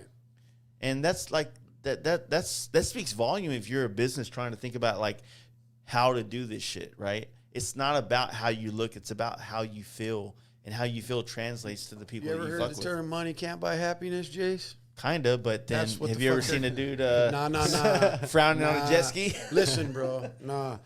Listen, here's what they're telling you. To make $100,000 a month and to have $99,000 of debt every month, is not. You're making $1,000. I don't give a fuck who you are. Yeah, Jaden Dragon last night. Sorry to cut you off. No, it's good. Last night he said it best. Honestly, he said, "I don't care about having a shitload of money. Being rich." He said, "I think what we have here, all of our friends, and everything that's come together, I am rich because I get to enjoy my life and I get to spend all this time with all these badass fucking people." He feels like he's rich. As an American, to be rich, it's all about asset to debt ratio. Yeah. Okay? Everybody's in debt, man. That's the American way. So if you have a lot of assets and no debt, I don't give a fuck if you have $100,000 in assets, you are rich. We agree on this, but, and I say but because here's what happens. We agree on that. I am not, you go to my house, I feel like my shop is nicer than my house. 100%. Right? My house is just a place to shit, piss, and fuck. Be real. Eat. Yeah, that happens too. But at the same time, when you go talk to people that are doing big things and making moves in life and buying this house and financing this bike and blah, blah, blah, I don't have any problem with somebody financing a bike. I think that's it. However you get the bikes, I'm fucking all about it. Right? But there's like somebody like me who is definitely going to put Sturgis over paying my rent at my house. You know what I mean? Yeah. Like, I'm not the best advice for your family. You know what I mean? But at the same time, like, that dude that is the best advice for that scenario can never talk me out of what I'm going to do. You know what I mean? Like, our decisions and the way that we live our life is very unique to us because motorcycles speak to us in a different way. Some people look at bikes completely financially, like, well, here's the deal. I'm going to buy this bike. It's a good deal. It's worth $10,000. I'm going to get it for $9,000. I want to ride it for a little bit, but I don't want to put too many miles on it because I want it to have a resale value so that I can still get my money back. I'm like, if you're thinking about getting your money back on everything you do, then you're never going to enjoy this. You're never going to. My FXR, my gold one, you even told me, like, hey, man, you should have told me you were going to sell. I was like, I ran that motherfucker in the ground, and that's why that's the fucking most life-changing bike I've ever had. If I would have treated that bike like some kind of pristine thing that I didn't want to fucking scratch. Right, like I didn't want to enjoy. Like a show bike instead of a go bike. I wanted to fucking ride that bike. That bike changed my fucking life, 100%. And even if I spent $25,000 into touring and stuff and crossing state lines, or if I spent $25,000 to build that bike and lost $25,000 to be who I am now, every dollar was fucking worth it, right? I'm not bitching. Right, 100%. I get it. You know, a lot of guys got a misconception about me that I like do this for, like, I might do this because I make money. Selling motorcycles is just a means to keep living my motorcycle life. Yeah. That's all I know. So that's what I do. I have 2 college degrees. I could probably be a fucking youth counselor right now. I have sociology is my major, psychology is my minor. I have my degrees with honors. A lot of people would like to have me in that field because of the way I've lived and look and whatnot. But I can never step away from this because it's just, dude, it consumes me. And so I hustle bikes because I want to own them all. I've not found a way. I haven't tapped into, got no serious money, to where I can keep them all. Yeah. So I just do it one at a time. Your bike, Brad's bike that's in my truck right now, like, to me, I've owned that bike. I've conquested that. I've hit that. It's like, hey, man. That's a good analogy. You can marry her. I don't care. I'm not trying to marry her. I just wanted to have a fucking fun time and get to know her a little bit. Well, you want your DNA in the lineage of this badass bike. For the when I die, my kid will say, dude, my dad owned every goddamn FXR that was on this fucking planet, man. That dude was wild. It was badass. Yeah. So You know, and it's all because I love it, though, not because of, like, I need this, because I could go find other ways to make money. Yeah. It's just I can't pull away from this, so I've had to find a way in it. I'm not a painter. I don't want to do service. I don't want to answer to anybody ever. That is, to me, rich. Every day I wake up, it's on my fucking terms. Yeah. You know, you're pretty free with what you get to do, but still, you got somebody's shit in here no matter what. Yeah. And they get to call you and go, "Hey, man, how we doing on that?" I'm two more text messages away from a couple projects where I'm like, "Hey, what's your address?" Yeah, I'm sending the shit back. Yeah, right. So that's what I mean, though. I'm a personal dude. I got no problem with people, but I don't want to be in anyone's pocket. I just don't like that, man. I don't want to have to, because there's times I want to just fucking disappear for a while. If I have your bike in my shop, you're gonna be calling me like, "Yo, homie, what the fuck? I see you're in Florida." "Yeah, I am." "Fuck off." You know? Yeah. "I'll give you the code to the gate, to the door. Go get your shit then and leave it. Get it." I don't want to hear no shit. But I don't do it because I don't want to hear that. Yeah. I still want to go back to that, man. What everybody needs to understand, however old you are, or young, old, or whatever, is, you know, your debt to asset ratio is the most important fucking thing if you want to be free. Liquid. Yeah. If you want to be free, don't tie yourself to so much debt. Everybody does it, you know. They're flossing on that. You know, I really like to use Instagram. It's like, you know, showing your fucking highlights on your gram and your big boat and all your house and all this. That motherfucker's stressed to the max with fucking, like I said, He goes out on the boat on Sunday in the Delta, and he's fighting with his wife because he's got so much issues going on. Everybody makes, you know, they make 20 G's a month, man. They make fucking 300 grand, 250,000 a year. Like, yeah, good job, man. This dude's killing it, man. Yeah. That motherfucker's got $22,000 of debt every month. He's fucking tripping, stressed. Don't live like that. Stop that shit. Get your cards paid off. Get your fucking shit paid off. If you can't afford to own the motherfucker, don't buy it, kind of. Yeah. One novelty, maybe just a bike or whatever. You got to do it like that. You got to do it like that. But, you know, I consider myself very rich. I'm worth $500,000, 500 grand, but I own every fucking thing I have. I have zero debt. Yeah. I mean fucking zero. I have 2 credit cards, $1,000 a piece. They're just for hotels and fuel. That's it. That's it. That's all I ever use them for. I don't even pay interest on none of my money. Fuck off. So, you know what I mean? I'm that tight about it. So to me, I'm fucking rich. I got homeboys that are rich. Yeah. But dude, I feel bad for them. Like I'm like, they're stressed the fuck out. If they don't make that quota every month, they got to start cutting that fat back, you know, taking off. That boat's gone. That fucking bike's gone. And they take a huge loss. I don't know, man. It's like, I wish everybody knew that, you know, had the foresight to see. I think a lot of people have a problem figuring out who they are, though, and they try the bike, they try the boat, they try the ATV. They're all looking for identity, you know, and it's kind of one of those things that, like, I know it gets brought up a lot in the bike culture. Is that, like, you know, like, it's a clown on them to find their identity, but at the same time, like, I'm more on this front, not performance baggers, but on this front, I'm like, I'm open and welcoming to people that find motorcycles as part of what fits who they are. I've always admired the first generation bikers that found it on their own. I love that because they were they were the one that found it on their own. Like, it was given to me, man. It was easy. It was spoon fed right to me. So no shit that I do this. No shit that I got all the tats and all the shit that it's my whole life. Yeah. Because my dad I look up to, he did this shit. And my grandpa did it too. It was like he found it from him. So actually my mother's father is the one that really was into it. So I got it coming down the line. I know dudes like Mark Matthews that fucking have parents that have nothing to do with motorcycles, but he's fully immersed in it.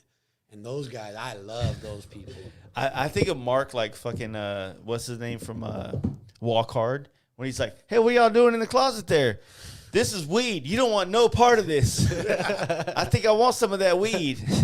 Yeah. I want to try some of that cocaine. And that's everybody on my list. JR, Mark, Xavier, like I wanted to talk about, Providence Cycle Works. Fucking dude is so tight. Xavier's is a good tangent because tight, bro. Fuck. It's easy if you've been in the motorcycle industry for a while, it's easy to look at Xavier and think about his pedigree of his prior career. Correct. Easy to do that. To think, okay, yeah, it makes sense that you're best friends with Billy Lane. Nothing to do with that. Yeah. On his own, I did a podcast with him. I did a podcast with him and Mark back in like summer of last year. And since then I've got to know him better. But honestly, I listened to a podcast he did with Jason from the Garage Built podcast.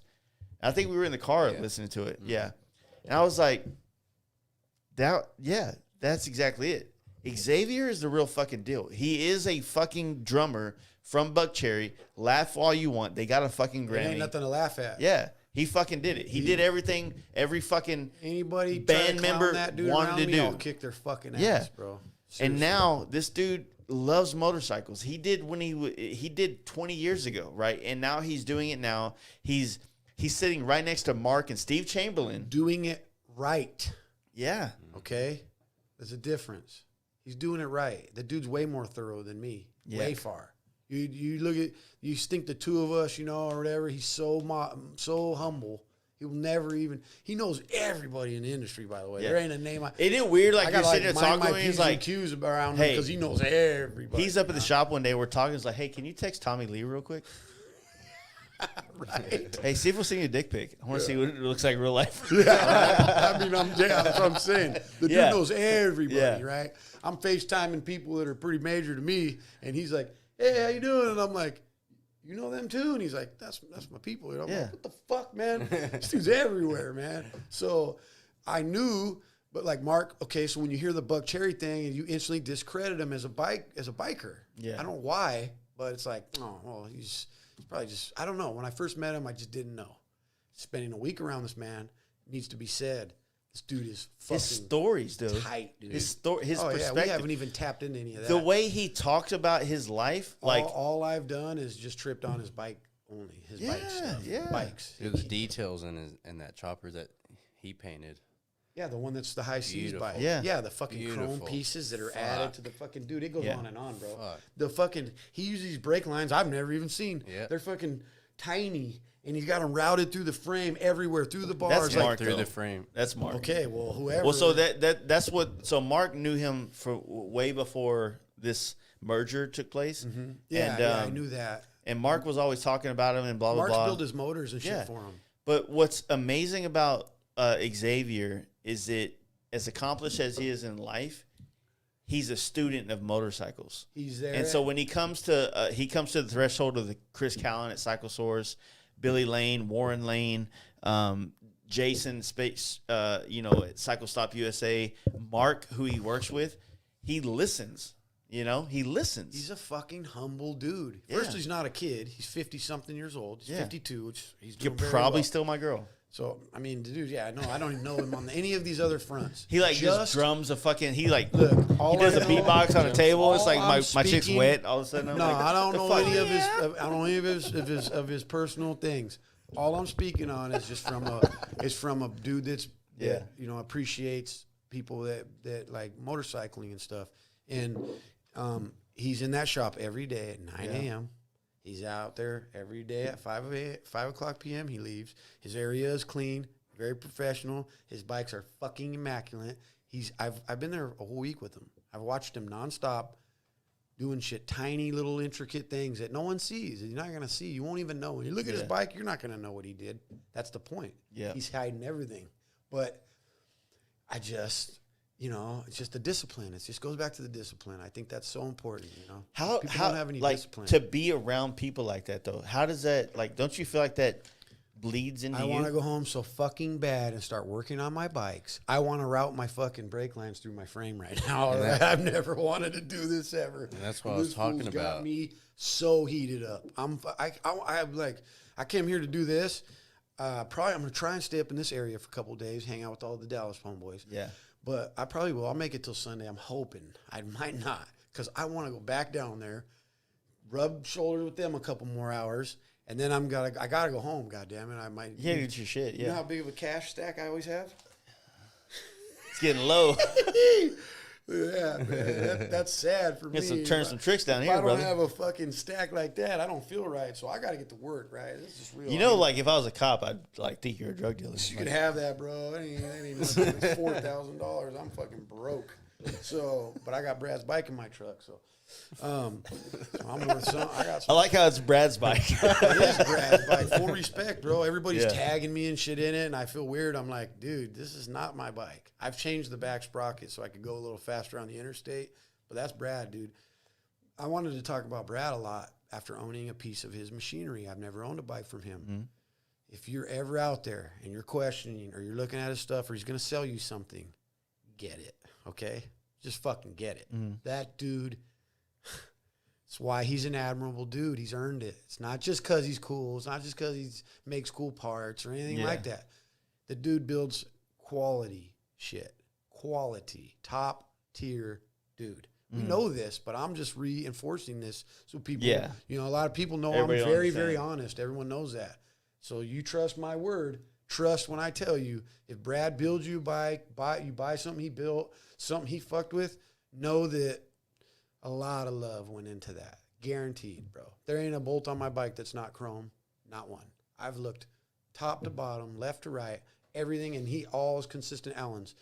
But he's such a gangster that he put 12 points on the rocker box, on the rear rocker box only, so you can get in there with a wrench instead of an Allen so you can get them fuckers out easy. Nice. Only those three. Damn. The rest of that bike is all, we'll go out there and look after this, all consistent chrome Allen heads. Every fucking motor mount, every bolt underneath where you don't see. Yeah. Brad's been there and put chrome bolts in there. Like, I know that's such a big deal because I do this shit, and I do not do that. I don't do that. My bikes, I only care that they go.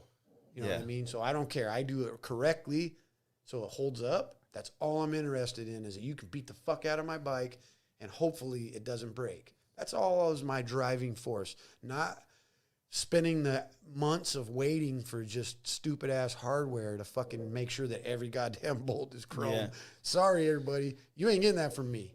Yeah. I build go bikes. Not I've been in the same boat. Like, I mean, when we met on the fucking side of the road going to Born Free, there's a reason why I chose Allen heads on that bike than a whole bunch of fucking other 12 things. 12 points that you gotta have. Yeah, 12 points. You gotta have wrenches for everything. Yeah. As opposed to Allen heads, like you're able to pull out a fucking pocket, a Swiss Army knife, and fix my Allen shit. Key thing is, or a set of Allens is this big. Yeah, it's like it goes all the way up to fucking. And that's why, like, I think that like there are things that you do for show, and there's things you do for go. And it's not that one's worse than the other. It's just that 12 points look amazing. They're badass bolts. They look good. They fucking reflect light. Yeah, they look badass. It's just a status of like that. But if you travel, you have to tighten it. It's a bigger tool load. It's a bigger pack out for your shit, right? Yes, correct. And then you got to think some of those bolts get into an area where like you want to be so precise and have it in the cracks, like you were saying.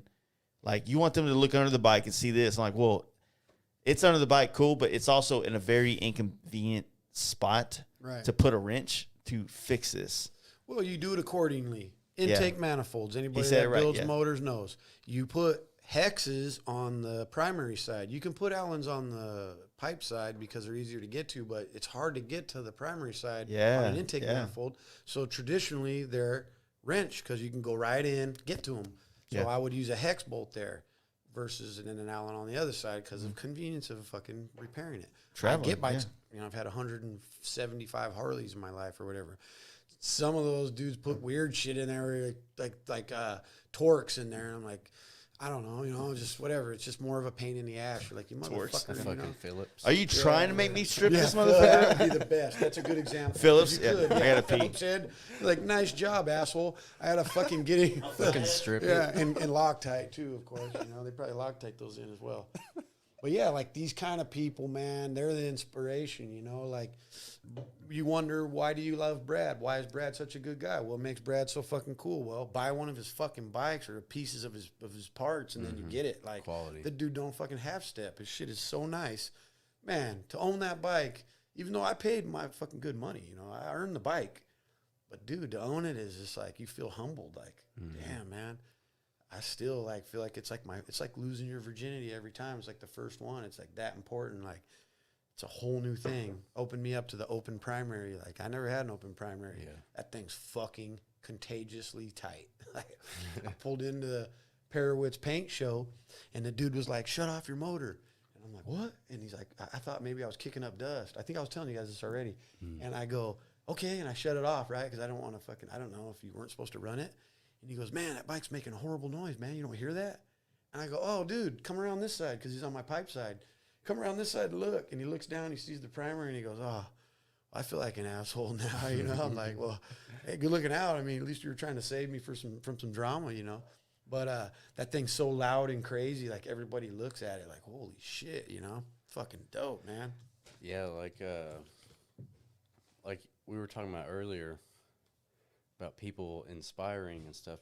You were saying that even Xavier, you know, it makes you want to go home and fucking get to work. Yeah. You know, it makes you want to fucking be more into do better. This, yes. Do better. And like I was saying, those are the kind of people that we need to show up to the camp out, not just for us, but for the people that are coming for the first time. That, you know, there's people that are coming to party, but there's also people that are coming to meet. You know, like everybody. I hear this word community, like I said, used on the internet a lot.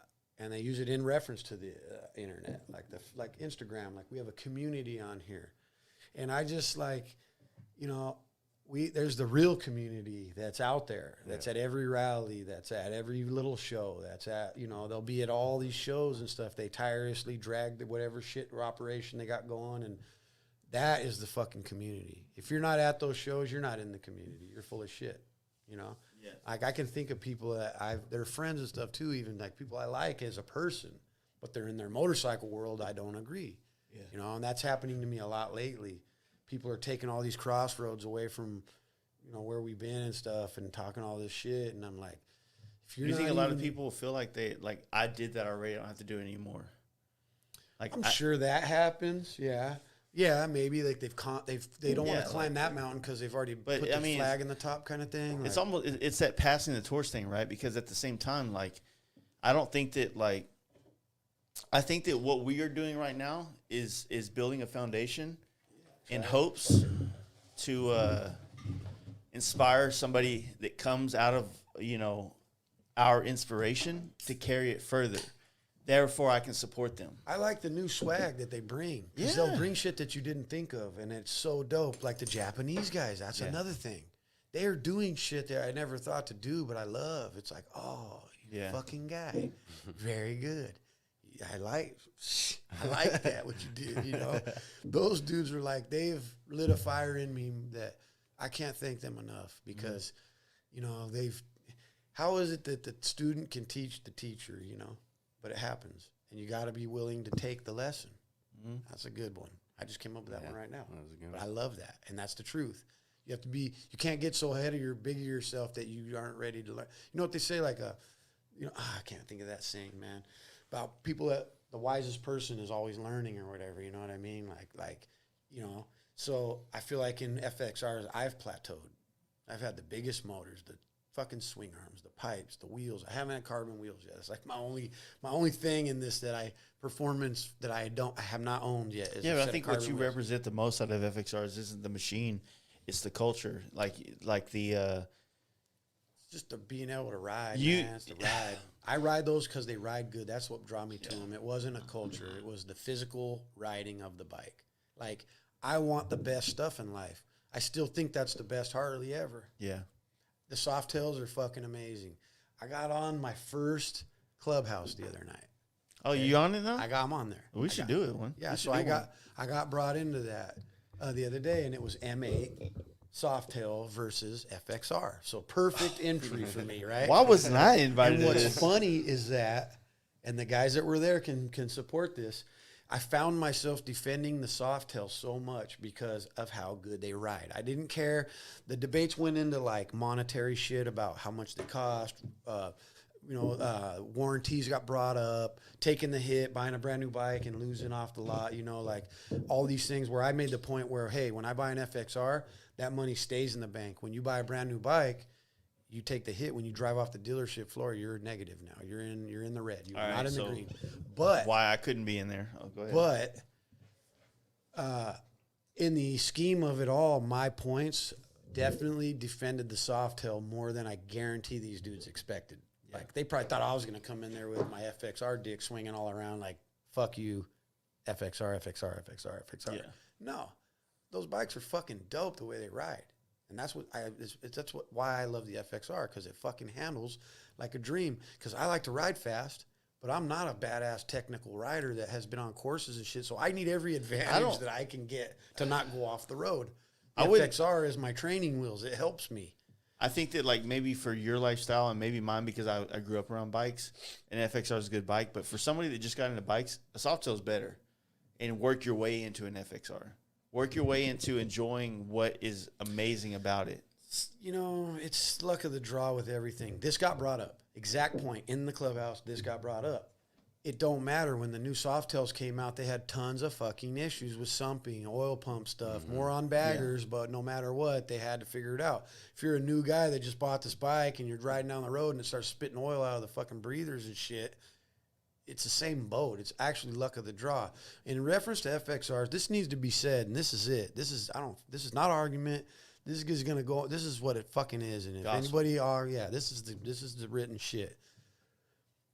It's like anything, man. It's luck of the draw. You can buy a fucking FXR that's 30 years old, that's pristine, that's perfect, that won't give you any troubles. It happens to me all the time. I've owned the most. I'll tell you right now.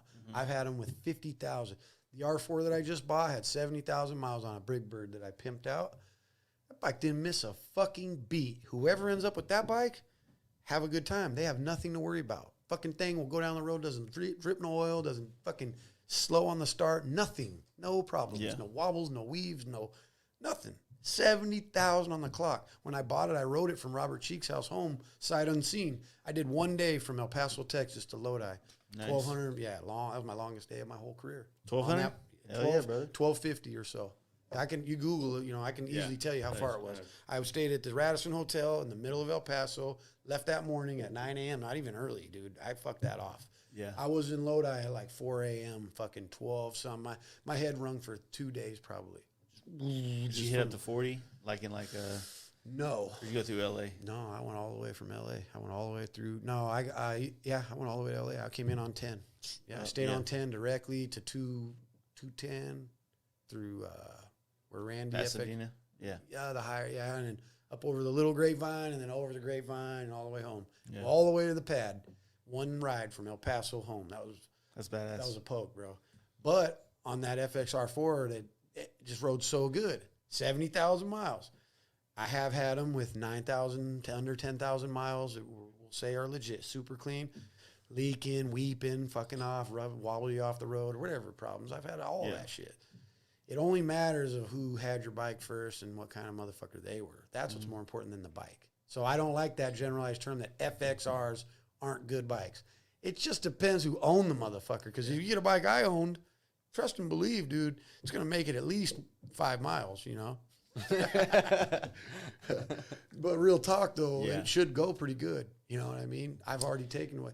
And I get where the fear comes from. I understand. Yeah. I've dealt with the most. I promise. I bought them with just crack cases. It's just, I'm building a police bike for a guy. He's on my list, John Beach. And God damn it, dude that bought the bike from me, John Beach, and oh man, I love his kid too. He bought my green RT that I built for him. Oh, I'm so sorry. Shouldn't have even tried that.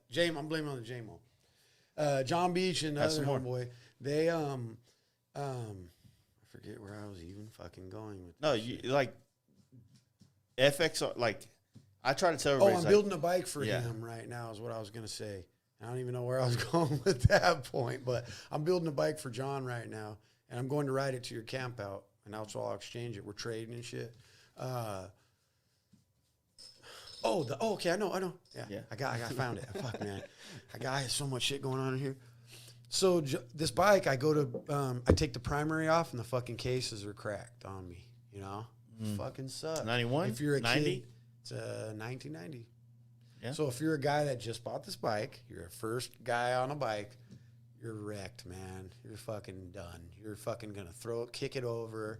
You just want to cry. You're like, why did I get fucked like this? I should have listened to Jace, or somebody like, fuck, Finance a new bike. Be a man. Right, be a man. So that happens to people.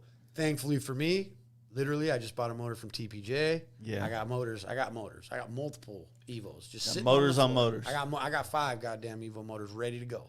Literally. Yeah. So, not so bad for me. It sucks, man. It takes money out of my pocket regardless. I had to buy the motor. I'm going to replace this.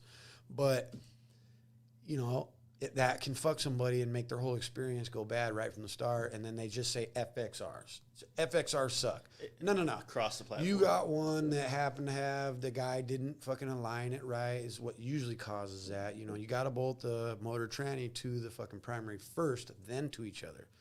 You know, if you know, you know. You don't know. You have to hope that the 20 to 30 year lineage of this bike was done with the right people. Correct. It's very hard to find out if that was the case. And low miles does not mean good either. There might be a reason that they didn't ride it far. Sometimes a 70,000 mile bike means a lot more than a 7,000 mile bike. And so it's more so people than it is the bike. It's not the fucking bike's fault. Bike's a bike. If you had a fucking dude that was diligent, you know, my saying leaks equal laziness. Like, they all leak. No, motherfucker, that's lazy people that let their shit leak. I'm fucking anal with that shit. It's something that's known in my community. People know me. They'll know. Like Chris Harry will tell you right now. Fucking Joe, whether it's luck, he's a pimp, whatever. This fool's bikes always get to the place where they're going, and they never leak no fucking oil. I don't play that shit. Oh, it's an FXR, it leaks. No, you're lazy is what you just said to me. Fix that. Do a full left side reseal. There's only fucking 3 orifices that this oil can be coming from. Get at it. Get after it. Figure it out. Do you love it? No, then fucking sell me the bike and fuck off. You know, go fucking buy that brand new bike, get your little warranty, and take the hit and lose your money. Then fuck you. You know, I don't care. Yeah. Like, don't diss these bikes because it ain't the bike's fault. I feel that. You know. No, I wholeheartedly agree. I think that. The last time you were here, we were talking because you had been selling bikes to a lot of people that found FXRs as a new trend. Yeah. And a lot of them were like thinking, we're past that now. I think we are past that. I think we are. I think we are. Dying off. That's why I've shifted gears with buying the high-end bikes now, because so many dudes bought them, dumped their heart into them, but they didn't love it. So now they're just chasing that next thing. Yeah. So now these badass, not the ones I've been buying like from Brad and I want to Justin Page's bike. You know, those guys, I don't think that's their issue, their deal. But I've been buying these high-end bikes that these guys build, and then the trend's faded now, so they're not cool no more. So these guys are just like, fuck it, and they're giving these bikes up for nothing. Thank God I am known for this, so I get shown them first. Like, guy, I want to sell my badass bike. Joe, you want to buy it? 2 bikes in the real recent I bought like that, done to the fucking nines, man. They spent, I can't even imagine selling to me for nothing. It's the chopper trend thing. Yeah, it's happening. We called this 5 years ago, and now it is coming. It's coming right now. It's happening. Yeah, but for performance baggers. That's why I'm like, go. Everybody get a performance bagger. What the fuck's wrong with you? You know, give me that FXR that you just get those apes. Give me that FXR that you just fucking dumped 30 G's into for 15 grand. Thanks. Yeah. Fucking let's roll. Yeah, I mean, ever since I met Jace, you know, not every time he brings them up, but I've heard before when he would bring up FXRs, like, if he sees somebody pull up on one, you know, that means something. They're willing to go through the struggle to keep up with an older bike and, you know, fix it, wrench on it. Potentially, whatever, you know, exactly. They're willing to go through that to ride this bike. Yeah, man. They're earning. It's earning. You always appreciate if someone earned it, you know. If you see a dude slam dunk and he's only got one leg, you're going to be like, Jesus Christ, that dude is a fucking amazing. That's the reason why Spud Webb won a dunk contest fucking at 5'7". The baddest dude, 5'5". And homeboy could just jam on fools. Hey, grew up down the street. Awesome. Spud Webb, he still fucks around here. I think Spud Webb is from South Dallas. Manute Bull, too? Yeah. He's the tallest dude. Motherfucker. So then they made like a picture together where Spud Webb is all the way up in the air, like dunking on Manute Bull or something. And they used to have like a real popular, you know what I mean? Because I used to like basketball when I was a kid a lot. And but anyway, yeah. You know, I made this list. I come in here tonight because I wanted to like highlight people that I think, you know, whether they do podcasts, you heard of them or you haven't. I want them to hear from me that thank you guys, because you are the people that keep me going, and they don't understand that. They think it's the other way around, and they're wrong. They think that they're following what I'm doing or like watching what I'm doing, and that's important to them more than it is to me. Like they think, oh, Joe don't even know who I am. nah, homies and ladies and everybody that is on my list, I do see you. Thank you. Fucking let's, because, you know, I want to love this with other people. I don't want it to be by myself. So I need J.R. Cottle, Mark, Xavier, Jetty, Zombie Mike, Miyagi K, Steve, Andrew Minervini, Jason Motley, Sal Pepe. You know who Sal is? Oh, you got to get him on your radar. He works at a shop. He's from Brooklyn. He works at a shop up there. He is me on the East Coast. That dude, I will say, me and him are fucking same age. He travels everywhere he wants to go, to the point where you're like, how does this fool even do this? How do you afford this really, bro? What do you got going on? And I'm that way, and I look at him like that. He goes down to Florida like 2 weeks before Daytona. He's down there grabbing alligators by the tail and shit, just having the time. And he's like, rides a fucking FXR that's a chopper, D-rake chopper. Smoked us all in Maggie Valley in the slow race. Fucking his bike says Wild in the Streets. It's got Coney Island on one side and Florida on the other side. Sportster tank, fringe seat, fucking bagger oil pan and shit, bagger tranny with no hit. The triangle's wide open. Yeah, full club style bike, right? Just no. Exactly, not even right? Close, bro. Right? That's why he's a hog. That's why I'm saying, Yeah, it's exactly. not the same as performance. Not even close. No, it ain't even the same. But it is It's a not. Performance bike because homeboy rides. Yeah. He'll wheelie that motherfucker down the block. Whatever genre of riding you want to go do, Sal's with it. Yeah, he loves to dope, tour. He hooked up with my boy Smitty from Jersey, and those fools have just been ripping up the whole East Coast constantly. There's one really, you know, at doing this podcast for the last 3 years now, it's been so easy to hone in focus on the West Coast because it's so prevalent or whatever. it's so Originated. it's so visible, right? because we got good weather, so we ride a lot. You know? But then, like I said, the Scotty, right? The Chris Kutis or Kotis, however you say his name, Kustis or something? Kutis. Yeah, I don't know. These dudes that I've met, you know, obviously Danny D is a very loud dude. Chris Harry, definitely. These dudes on the East Coast that are so they're quieter, but they move in such loud ways. You know what I mean? Yeah, I do know. You know what I mean? You know what's always shown me this is the jam. So we have a West Coast jam now. It'll be our third year this year. Everybody there's from Cali. Topaz, baby. Everybody there's from Cali. Damn near everybody. I mean, 90% for sure. 95% is California. Oregon, we get a little from Oregon. All West Coast people. When you go to the East Coast jam, they show up from every fucking state south of the or west of the, or east of the east of the Mississippi. The Mason-Dixon line. No. Damn right. At the same time, but there's also now this year you have there's three, right? I don't know. What's the third one? So isn't there one in New York now? Maggie Yeah, Valley. Well, Maggie Valley, man. So I call it Maggie Valley, but the East Coast Jam has, you know, the guys are always trying to have the best interest of everybody in mind. So there's guys that are from different parts of the country that come up with those excuses I was talking about earlier. They can't make it or whatnot. So like the decision to move it to Arkansas that year was to kind of bring it a little more west, a little bit. It's like a couple hundred miles more west, a lot, maybe 4 or 5. Even. 5? Yeah, for sure. It's way more west. Kind of like the idea, like, okay, let's make it easier for the West Coasters to make it out here. Well, it didn't really do anything for that, but now the Northeast way up there guys are like, I don't even know how it came about, but we just, different roads, a different environment. Like basically Scotty came into the jam this year, fucking did a little skid out, and the guy that runs the hotel where we always stay pretty much lost his shit. Because this is the third time. So that was him? I didn't even meet Scotty then. Well, that was him that did that. That was him? Oh, yeah. Fuck. Yeah, he didn't burn out. He did a fucking brake skid, just came in hot, skidded to a stop, and fucking dude came out. Hey, guys, you ready to party? Yeah.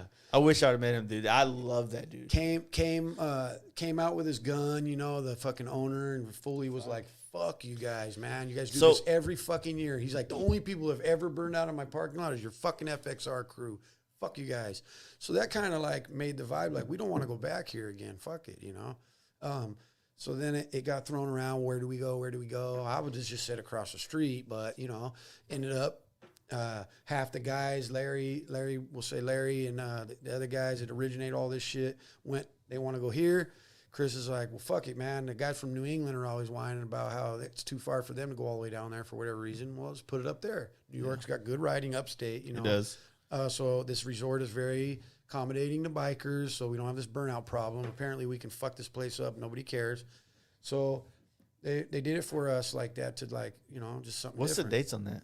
The first weekend of June. So June 4th, 5th, 5th, 6th, 7th, something like that. 4th, 5th, We might 6th. be pretty close. It's all tight, man. My schedule. That's what I mean with the camp out and shit. It's like, dude, this is going to be, I'm not going to call it rough, but your boy's going to be throttling a lot this year. Well, it's really hard when you're trying to be a part of everything. I mean, there's a lot of things you want to do. Like, I have a priority list, Yeah. you know, like that's top.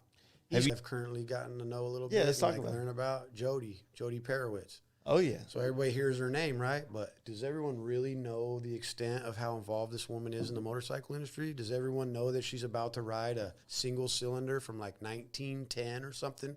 Cannonball. Fucking from Michigan all the way down to like Louisiana or something. Shit. 4 horsepower, I think she said. She's like, dude, and she has to fix the bike on her own, right? She's a land speed, you know, first Record holder. Yeah, fucking A. She's in the Sturgis Hall of Fame. Yes, bro. First father-daughter team to be admitted into the Hall of Fame in Sturgis. I got to rap out with her. I ran into her in Daytona and got to, you know, bullshit with her a lot about just biking and stuff. And I think I just like listening to her talk because she got has that that heavy accent. That heavy accent. It's almost like I feel like I'm listening to what's her name from Family Guy? The mom. You know, I don't know. Lois. She has that like very comforting. Nah. It's so comforting. I don't compare that at all. I think. But I want to say this about Maybe her like that, and I didn't know these things. So Carolyn's mean. Until I actually, you know, I know her name. I know where she comes from, but I don't know her accolades and stuff. I didn't know that she was in the Sturgis Hall of Fame until like I just rapped with her, and I want to like put a little shout out to the gals that ride. Like, if you guys want someone to look towards, to be like, or whatever, like to look for some kind of like reference on what's a bad bitch on a bike. Yeah, there's your girl right there. Like, she's badder than all the dudes on bikes. I mean, she owns Panheads. What's really dope about her, you know, like I said, we were on a 3-way call earlier this week, and she represents what I think women motorcycling needs to be. She embodies the prototype. Well, she's like a mark to try to even be. Exactly. Most women are not even going to get there. Yeah, I mean, at the same time, to be fair, let's be real. Like, to be fair, like she grew up in a fucking, in a, I say privileged, not in a way, not in a bad way, but she grew up in a very motorcycle privileged opportunity. Well, she has a brother and sister too, though. Yeah, well. So you don't hear about them. Yeah, well, Ness has a brother too. And where's he at? Why she's admirable is because she's doing this out of that shadow.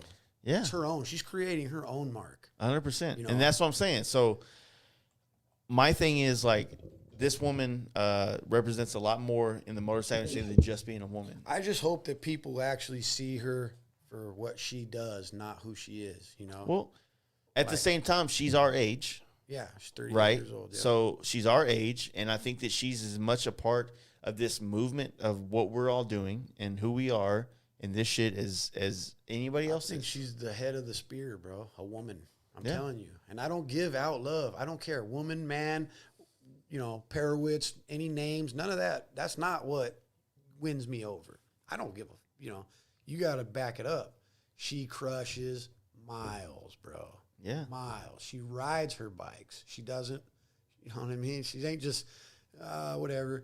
You know, I don't know. It was just really neat to realize that, because I didn't know, and to find that all out. So then that's now my woman mascot of riding. Like, if you're going to be a woman and you want to be a badass about it, try and get on those coattails, because that chick is fucking a hog in riding, dude. Yeah, even like, what is it, Mouse and Moto? Yeah, she's Savannah. Savannah, the little white bike she rides.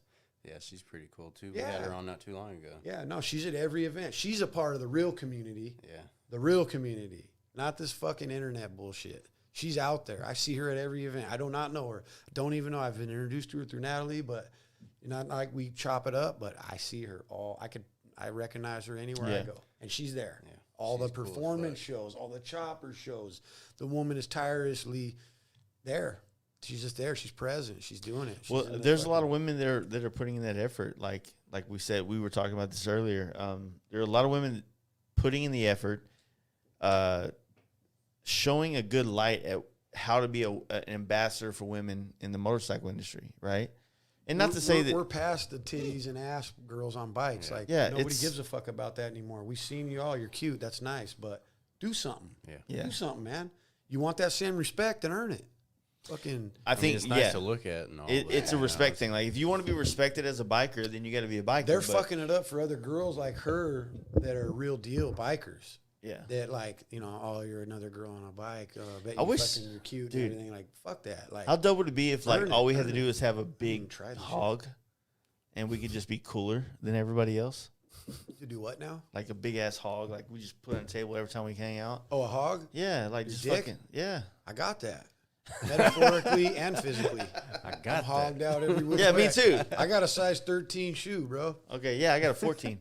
My man. You always walk funny. Yeah, it's weird. I didn't know you were hogging that. I lean to the right. Yeah, because that's what I put it in that pant leg. Well, if you get back on them FXRs, it'll even give you another inch. I'm a small man, so it feels big, but it's probably just regular to y'all. So. I don't know anything about it. You know, I've seen enough pornography to fucking know that you never know. Yeah, man. I wanted it. She's on my list. You know, Jody's on my list. You know, the two women that are on my list is going to be Natalie and Jody. Natalie rides fucking hogged out bikes too. She don't just ride an FXR. Of course, she got a 111 fucking tricked out built. Her Softail's built to the nines. You know, she ain't playing, man. Like, these girls they're earning their respect, and that's what's more important than fucking just getting it because you don't get respect unless you earn it. These other gals that think they're big shit on their bikes and stuff because they're taking pictures and getting all this swag, that's what gets me the most frustrated. It is like all you big companies, give it to people that ride, not to, you know, like I think it would end up going further if you give it to real motherfuckers than these fucking cardboard bikers, you know. Yeah, like he was saying earlier, there's a couple chicks that are in the leaders that are pretty cool. That I'm sure, around. man. I hope that I didn't just go against that whole group. You know what I mean? No, one of them, her name is Ashley. She's real cool. She comes around all the time. She was on a Sportster before, and she's got a better bike than I do. I mean, she's got a lowrider. It's set up real nice, and but she smashes. She's always riding. She shows up to events. And not out there trying she's an ambassador. To say, like, look at me. She's just doing it. And if you notice, then you know. Yeah. Like that gal I met, Jessie Kate, at the Jam, you know. She was, no dudes were going to continue riding. She's keeping on going down the road. So I tagged along. I'm like, can I go with you? And she was like, yeah. Because she motivated me. I wasn't going to go all the way to the East Coast. We were 400 miles from the coast. She's like, well, I'm going all the way to fucking Pawleys Island, North Carolina, or South Carolina. I'm like, can I go? And she's like, fucking A, more the merrier. So Maggie Valley ended. Everybody went their way. Me and her kept mashing miles. I was on the bike I got from Hill from what's his first name? Dustin Hill. Dustin, yeah. That big RP with the flames, man. So yeah, me and her dude, and me and her had a blast, you know. And that's all she wants to do is just ride, man. It's all her whole just fucking angle in this is not, you know. She's got her own little cuteness about her, but if she ain't out there showing her titties and ass, she's showing you her odometer. You know, that's what turns me on. Let me see some miles. Just miles. Fuck it. You know, and then stay consistent with it too. Keep doing it. Don't just do it for a summer. And I think that what happens is, like, some chicks will put the odometers down and they do one good run and they expect that high to carry on, and like, oh, that didn't go as long as I wanted, so snap. Yeah, resort to the tits. Yeah, it's like people forgot about me. Here I am, man. Know. Like, I don't want to be a fucking queer ass biker or anything like that. All this is to say, get it, girls. That's what I'm saying. I want to see more women like doing real shit and pass me up on the road. Yeah, blow past me, or come to the camp out and don't ask for a designated safe space. How about that? That's some of that bullshit. Yeah, you be a biker, homie. Yeah, just fucking you want to be a biker? Like, hey, We got gender neutral bathrooms, baby. We'll give you hey, that's the thing, though. Ain't nobody going to disrespect these people around us real motherfuckers. I ain't going to allow some dudes to start degrading some girls for no chick is going to come to our camp out and be in a bad place. They're going to be protected more than any place in their life. Of course. 100%. Of course. That's the whole culture of biking, no matter what. And if you are a biker chick from a part of the country and you don't feel like you have that, then you got some queer-ass bikers that you're around. Yeah, 100%. Well, they're probably from South Austin. No fucking place, man. I had a bad time down there, man. Fucking Mike Arias, man. I gotta say what's up to my dude, just because that's just one of my dudes. It's just I don't know that I've even physically met this man, but that dude is on my list for sure, man. Jake Dope Cheese from Arizona. Sea Bear. I had to just throw Sea Bear on. You know him? Yeah. Fuck yeah. He's Jeffrey. wild. That's my boy. Jeffrey. That's my boy. No, you know that's the name of fucking the Toys R Us fucking the giraffe. Jeffrey. The giraffe. Hey, so and I got to shout that dude out because he's not just a savage on a motorcycle. I just like him. He's an ambassador for what we do. He seems like a cool good motherfucker. Yeah. He won't let you down. I promise. He's not doing anything out of the ordinary. He's just got a really. He's gonna end up being on this podcast forced by sponsors. I'll tell him. Yeah. Hey, you hear me, homie? Come. I think that he's gonna be the special guest rider for the Fast Life Hood Ride 3. I think it would be cool to have Sea Bear and Steve. Is that Sit Down Steve? Mm-hmm. So I met Sit Down Steve and we had a little throwdown. How'd that go? We played on the punching bag game. Steve didn't know. Why are you laughing? Steve's a fucking he's an animal. That all the fucking Steve's time, fun as fuck, right? Well, he didn't know. Steve's about coming to the camp out. He didn't know that Joe Kidd had the fucking heater right hook. All right. I want to tell him this now because he didn't know this, so I sandbagged him or whatever. I mean, he doesn't know nothing. But we get to the bar where there's that punching bag game. I run that shit. I'm just saying, man. Why is that kryptonite to bikers? Nationwide call out. Nationwide call out. Anybody want to see me on the fucking punching bag? You're a fucking. We were in fucking. You were a gangster. You can beat Joe Kidd at the punching bag. Ask these fools. They see. So Sax got you. I will give Sax credit. I think beat me. I'll bet you your motorcycle versus mine in the truck right now. You will not beat me, bro. Okay. I got years in prison playing handball to learn how to fucking right hook like a savage. No one. I'm not fucking. Let's do it. Let me just save you the drama. Sit Down Steve thought the same thing. Okay. So point is that I wrap this bag and get the high score or whatever right off the gate, and so he's competitive. I like the dude a lot. Yeah. So. He fucking is like, nah, fuck that. So he's on it. Bam, man. Jumps right in front of me like, I'm trying to take turns. He's like, no. He ain't taking turns. Yeah. He fucking jumps right in front of me again. I'm like, yo, man, my fucking turn. He's like, nah, hold up. Boom, gets it a couple more. I mean, I loved his enthusiasm. I mean, his passion for his fire. He's fired up. And then that made me get fired up. So then I'm like, man, all right, my turn. Boom, do it again, another high score, and I look at him, I'm like, come on, motherfucker, like, get it, dude, me and him are like damn near squared off playing this game, and everybody else in the whole place ain't trying to even play. They're just like, fuck, look at these dudes. Mm-hmm. So yeah, it was just a blast. As soon as this is going on, these two girls just start beating the fuck out of each other. Is that where that fucking video came from? Yeah. You see them fighting, you'll see these vans, my Gum Soul vans in the video. I actually am the dude that broke it up at the end. But I let them get down for a while because I'm like everybody else. I like a good fight. So I let them beat each other up. But I finally was the one that said, all right, girls got her shirt off. They were laying on the ground with each other's hair. When I pulled them apart, man, the one girl pulled out a giant chunk of the other girl's hair. And then I drug her to the outside to get her away from the other one. And then she fucking jumps right up and starts trying to go through the window. I'm like, yo, I just saved your ass from getting jumped. Fucking stop. Take your hair and go. Take your little bit of hair you got left and get your ass out of here. Well, they put her in a cop car. So it was just those dudes, it was lit.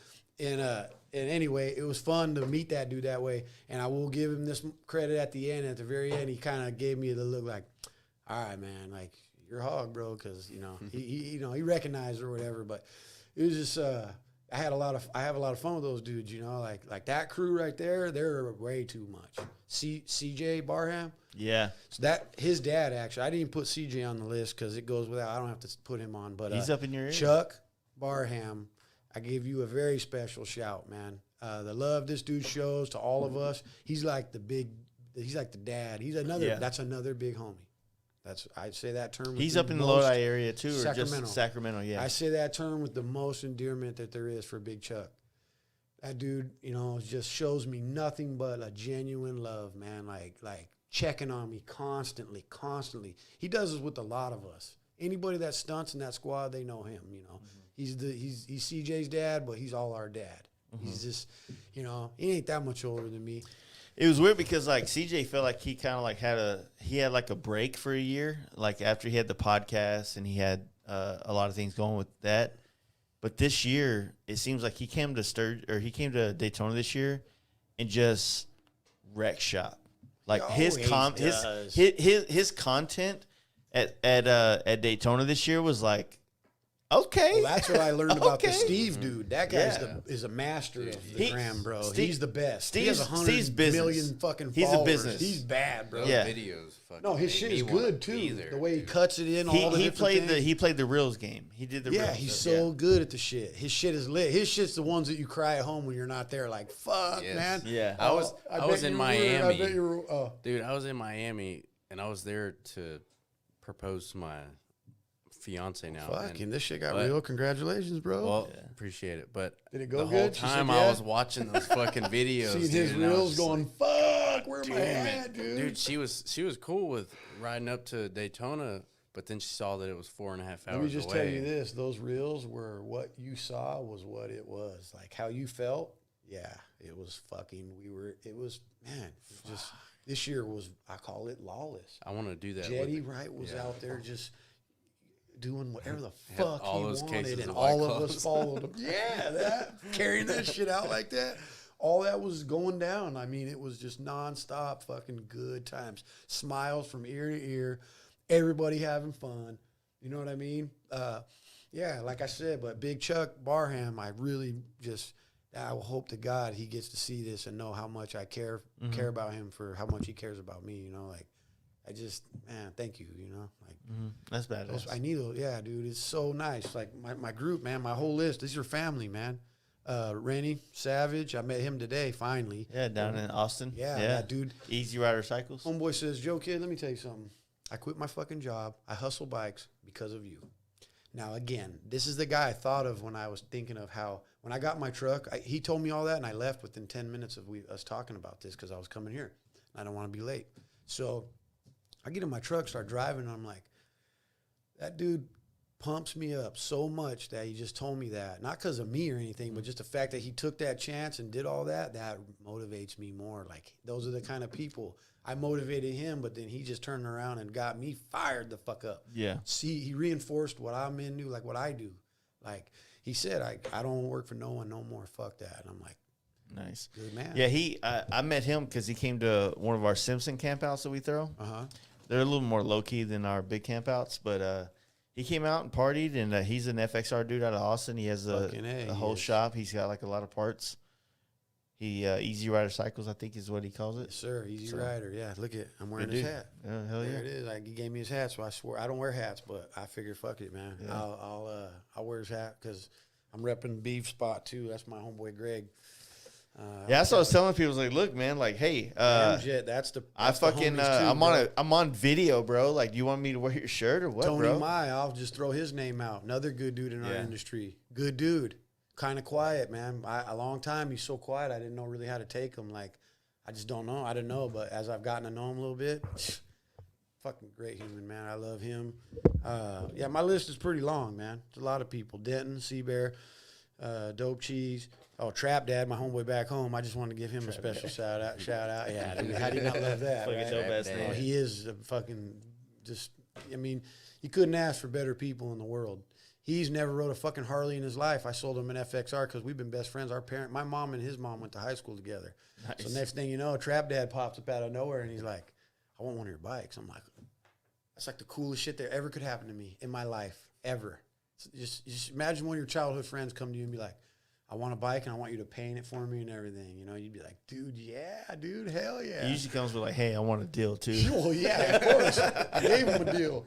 His bike's been one of my favorite ones I put together in many years. It's spoke wheels, 1821 and shit. Like, it's so dope. It's got very, very classic swag. But I just had to Trap Dad needs a little shout out too, just because he fucking hogged it out into a biker in a matter of a month. That dude rips his FXR now, and he was very cautious, very nervous of the whole thing. You know, never rode nothing, never rode a dirt bike or anything. Mm-hmm. We're ghetto ass kids from neighborhood. You know, like I was around bikes, he never was. So, you know, he found it.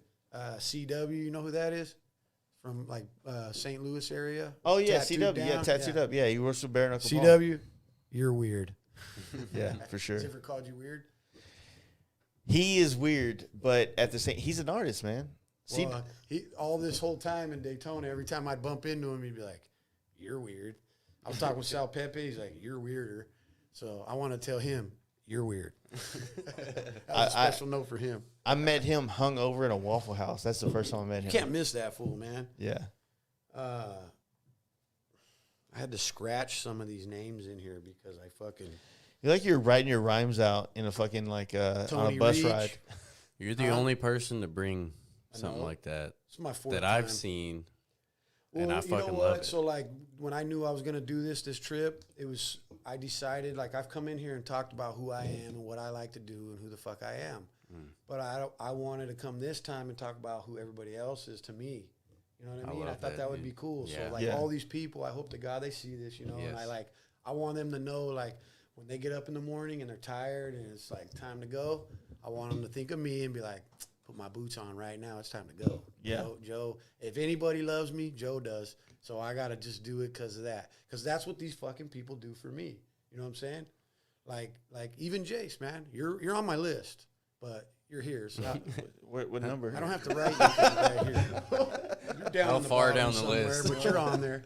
You're on there, man. Upper middle? You're on there. And you know why? My favorite thing about you is this: that you do this and you've continued to do this. Everybody else falls off. I mean, it's very rare that people follow through. You haven't just followed through. We're videoing now. Yeah. We're in this badass studio you built. I've been a #1 supporter, even if I have not listened to every episode or even close. Yeah. I don't know, man. Fucking, I'll blame it on the ADD or whatever, you know? Yeah. It's hard for me. Blame it on my ADD, baby. But I want you to know, my man, that what you're doing here, bro, I've told you, you know how I feel about this, because I have told you many times, like, thank you, because for all the people that it's put me in touch with, all the people you've connected, all the people you've let have a voice that we wouldn't hear otherwise, that's most important. We know who Lindell is. We know who S&S is. We know who San Diego Customs are. We know these people, but we don't know who Jetty is. We don't know who Mark Matthews would be because he's kind of quiet, you know? Yeah. We don't know who a lot of these guys, man. It's like you bring these people to light, and they're fucking rad. They deserve to be here. And you've said that since day one. This isn't just going to be big dick people. This is going to be my friends. Mm-hmm. We're going to have Jaden on here. You know, what's he do in the industry? Nothing. Fuck shit up, right? Drinks beer. He's just a good dude. Hey, everybody loves him. But you'll see him at these events. I seen him in Daytona. I seen him in Houston at that party. Yeah. I'm going to see him while I'm up here. So you might as well know who the fuck this dude is because you're going to see him. He's going to have a mohawk. He's going to be partying, and he's going to be smiling, and he's going to be smoking weed and party with them. Fuck it, man. I guarantee that people will be like, are you the guy that Joe Kidd was talking about with the mohawk? And he's going to be like, yeah, I am. And they're going to be glad that they bumped into me. I get messages on Facebook where we go, hey, I'm really looking forward to coming to your camp out, and I can't wait to have a beer with the dragon. I'm like, all right, cool. You could just send him that, but you don't have to tell me. That's what I'm trying to tell you. Like, yeah, you know, this podcast is fucking amazing for that, man. You know, highlighting big people, they already got a highlight. They already got the spotlight. Mm-hmm. But putting the highlight on the smaller people is very, very important. Because, dude, like I said, like all these people on my list, they range, man. There's dudes on here, Tony Reach. Nobody will know him. Nothing. I just want to shout him out. Just let him know I'm thinking of him. He even is somewhere in my mind, you know, like he's somewhere in my experience. So, if you think about this from the perspective, like the model as to how I make money doing this stuff is because I just produce episodes, right? So that's not the goal of it. The goal is to expose what I love about being a biker in this thing. And it's not always going to be hanging out with Brian Clock. Brian Clock is a great ambassador for motorcycles for all of us. Good person. Solid dude. But if I just chased those dudes, then you don't build a community. You know what I mean? No, you don't build anything else. Can you get some more of these while you're done? Yeah, you know, those are the bricks, but there's no mortar there. Yeah. You need to show the mortar, So the small things that you don't see. By going out and just doing what we normally do. We ride to Sturgis. We ride to these events. We do these parties. And you're like, who's this dude? Oh, that's fucking Steve Chamberlain. I'm like, well, fuck, man. Like, hey, man, what's up? And he's like your style. Bam. The next thing you know, you're like, dude, this fucking dude, Steve Chamberlain, rode solo from Michigan to the camp out. Smash miles, I was party. there, bro. The first time the first when he came one down on his white bagger, I was there. So that's what I'm saying. Like right now, we're looking at the Fast Life Camp Out 4, right? So there's a lot of things that's taken place over the last couple of years, but number one was like this 50 dude fucking meetup, right? You were there, FXR Mike, Steve Chamberlain, Mark Matthews showed up in the middle of the night. Yeah. It was just like it was a core group of us dudes, right? Kind of like the core group of us dudes that started this podcast. Right. You know what I mean? Right. And then you go down 4 years down the line and almost 200 episodes and 3 more campouts and how many other fucking events across the country that we've all connected on. Right. Now everything fucking goes Steve together. Steve lives in Texas now, man. It's 100% because of this. Yeah. It's not because of anything else. It's because of this shit. He lives at Mark's house because of, I would damn say 100% because of the podcast or you, the camp out, something in this area, you know. It's about it's about the fact that I think that we all have a vested interest to see us all do well. And I felt like, and I know I've had conversations with Steve where I felt like, I was like, yo, like if you move to Texas, then you're not weather locked for your content for your channel. You're not stuck in Michigan trying to create motorcycle content. In the middle of a blizzard. In the middle of a blizzard. Right, like, if you move to Texas, you can learn from Mark. You can learn. You can also bring some, like, Mark and Steve are yin and yang. They right? do good together. Right? Mark is technical and business, and Steve is, like, very loose with everything. He's the approachable one. Yeah, I get it. You know what I mean? I know what you mean by that, yeah. He's the approachable one. Like Steve fucked me all up this trip, bro. I see a whole new side of him now. He's not what I thought. He's worn out, dude. Huh? He's worn out. I don't know what you mean. He's just, you know, like if you like keep like hitting it and then it gets worn out. It's blown out. No, Steve's blown out right now. That's the exact opposite, man. No. He's tightened up to me. Like, you know, it isn't that I didn't take Dude, have you had one of these banquets yet? Jaden got me on this shit. I'm fucking into it now. I've tried one. I'm drunk, bro. I don't even drink. I'm sad about this. I've been drinking all this shit. How long are we right now? 3.5. About. Okay. Why don't we average? Give me a little bit more. Well, I can't do 4s because what? we should probably cut it off and then do Patreon. Okay, what's that mean? It means that like the rest of it'll be for the people. Oh, Patreon okay, let's do that. Wait. Okay, one more. What's that fucking name right there?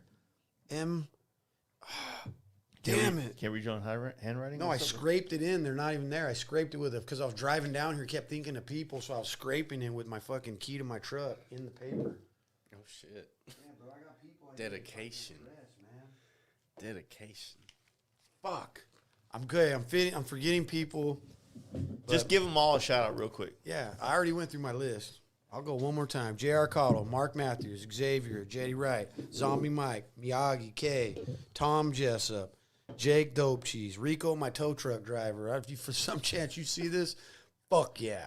That dude blew big bomb with me all the way home from fucking Houston up to whatever. You had to trailer the truck all the way up to fucking. I wasn't going to talk about that, but fuck that.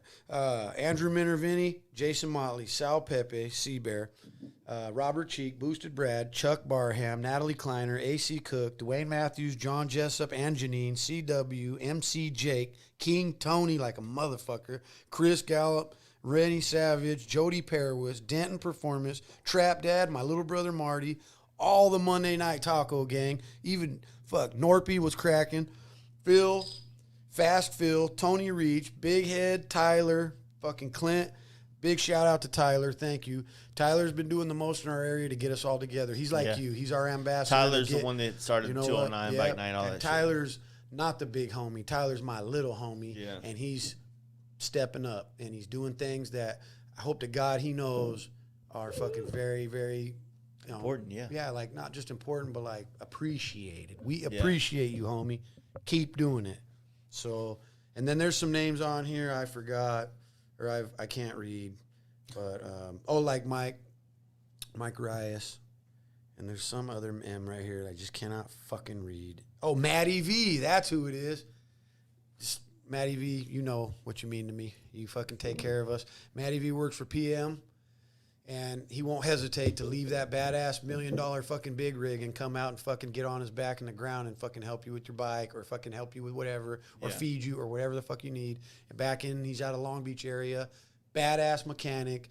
Jeff Holt, everybody uses him for build their motors and shit. Yeah. Just a hog. He's just such a good dude, man. Like, I'm very thankful to know him. So, Matty V, I've got you on the end, brother. That's it. That's I'm good with that list. Just a quick Q&A real quick. A lot of people had questions for you. Okay. And a lot of people said, what's up to you? Okay, cool. Nick Clark said, what's up? Okay. Donnie Hill said, our get back whips, performance baggers. Tell Donnie Hill to fuck off. Absolutely not. That's what we call gangster shit. He also says, since you're an FXR guy, what are your thoughts on putting twin cams in them? I've done the most of anyone in the world. That's all I need to say. I've probably done it 13 times. If there's somebody that did it more than that, I don't know, but I'm very into that. Yeah. Well, there you go, Donnie boy. There's your fix of your leaks. I call that my tapered shaft upgrade. So if I have a bike with a spline shaft, I won't even fuck with it. I'll just throw a whole twin cam in it. But I weld and shit too, so for me it's not so hard. Okay. Anything else? Mickey Haruna, I think I'm pronouncing that right. That's Miyagi. Yeah, Miyagi. Yeah, what's he got? He said, Joe, he said, go hard or go home. That's our shit. You ain't ready, please stay home. Please stay home, my dude. Yeah. We ain't never staying home, G. Yeah. And pretty much everybody in Texas is telling you to move to Texas. Yeah. I don't want to talk about it because I've said it for a few years, and every time I get close, I fuck the money off buying bikes and shit, but it's inevitable. I'm telling you. You can slumdog millionaire it here. Well, I like Tennessee. It's always been between Texas and Tennessee, and I like Tennessee because I like the area better, like the land over there and like the riding. The land's better, but the people are better here. But no, man, the deciding factor is because I am from California. I love California. That is home, and this is way closer. That's just too much of a commitment. You guys think when John Jessel moved there, that didn't just tear me all up, man, every which way. I'm like, God damn it. He even lightweight invited me to come work. He's like, I'll find a spot for you at my shop, no problem. Yeah. You sell snow to an Eskimo. I need you there. So I think he told me something just like that. He was like, you could be at my counter doing something. I can figure out a job for you. You could talk a dude out of a fucking Can-Am to a fucking FXR real quick. Well, it's easy to do that. That's easy. Now, off of a performance bagger might be harder these days. But so like with John moving and shit, Tennessee was like big time. Like that's very, very, very appealing because now I know people I love there, So I will say this, and this is kind of a bold statement to make, but I think that the shine has been on California for so long, and with like reason, with like 100% reason why it should be. The riding's the best, the culture's there. But a lot of that culture is moving out of the state now. A lot of it's reaching the culture's not only migrated out of the state, but now the people that kind of helped create the culture are also moving. Right. And so now California is America now. Your guys' bike scene here is legit. Yeah. It needs refinement still. Maybe not even. I think people it's don't like just me. fine. People don't like me. It just needs more light. It just needs more people to add, more people to bring their swag to kind of tarnish, to kind of rub off on that. But no, man, you got performance here. You got dudes at Stunt here. You got all kinds of wild motherfuckers here. Mm-hmm. That's what I was going to say earlier. If we had Sea Bears, Kyle, and Lot Lizard all on the same podcast, that'd be pretty cool. A little stunt show. Anything else in there we should address? Mark was on here. Mark Matthews? Yeah, Good. Mark glad. was enjoying what we were talking about. Yeah, he should, bro. Mark's, I got nothing but good to say about Mark, and especially after this trip. He fucking, we were going hard, dude. Like, I mean, I feel bad, literally. He was like, dude, I'm glad you're leaving. I swear to God. He's like, I need a fucking break, bro. My liver, my body, I need to sleep. Any other any questions? Nick Clark says, what's up? Yo. There's no more questions, though. Okay, cool. Yeah. I'm glad we covered it all. Damn. Right. So Right switching on to Patreon? Yeah, we can. Yeah, so we give them some content? Yeah. I got something for them. What's up? Yeah. All right. Is it on me? Yeah. Hey, guys. Welcome to the Fast Life Podcast. Thank you for joining us. And we're going to be on the next. We're going to jump on the Patreon right now. We're going to talk some more shit about other things. And, yeah, thank you. Let's go. Fucking car sounds. Goodbye. Are we on? No.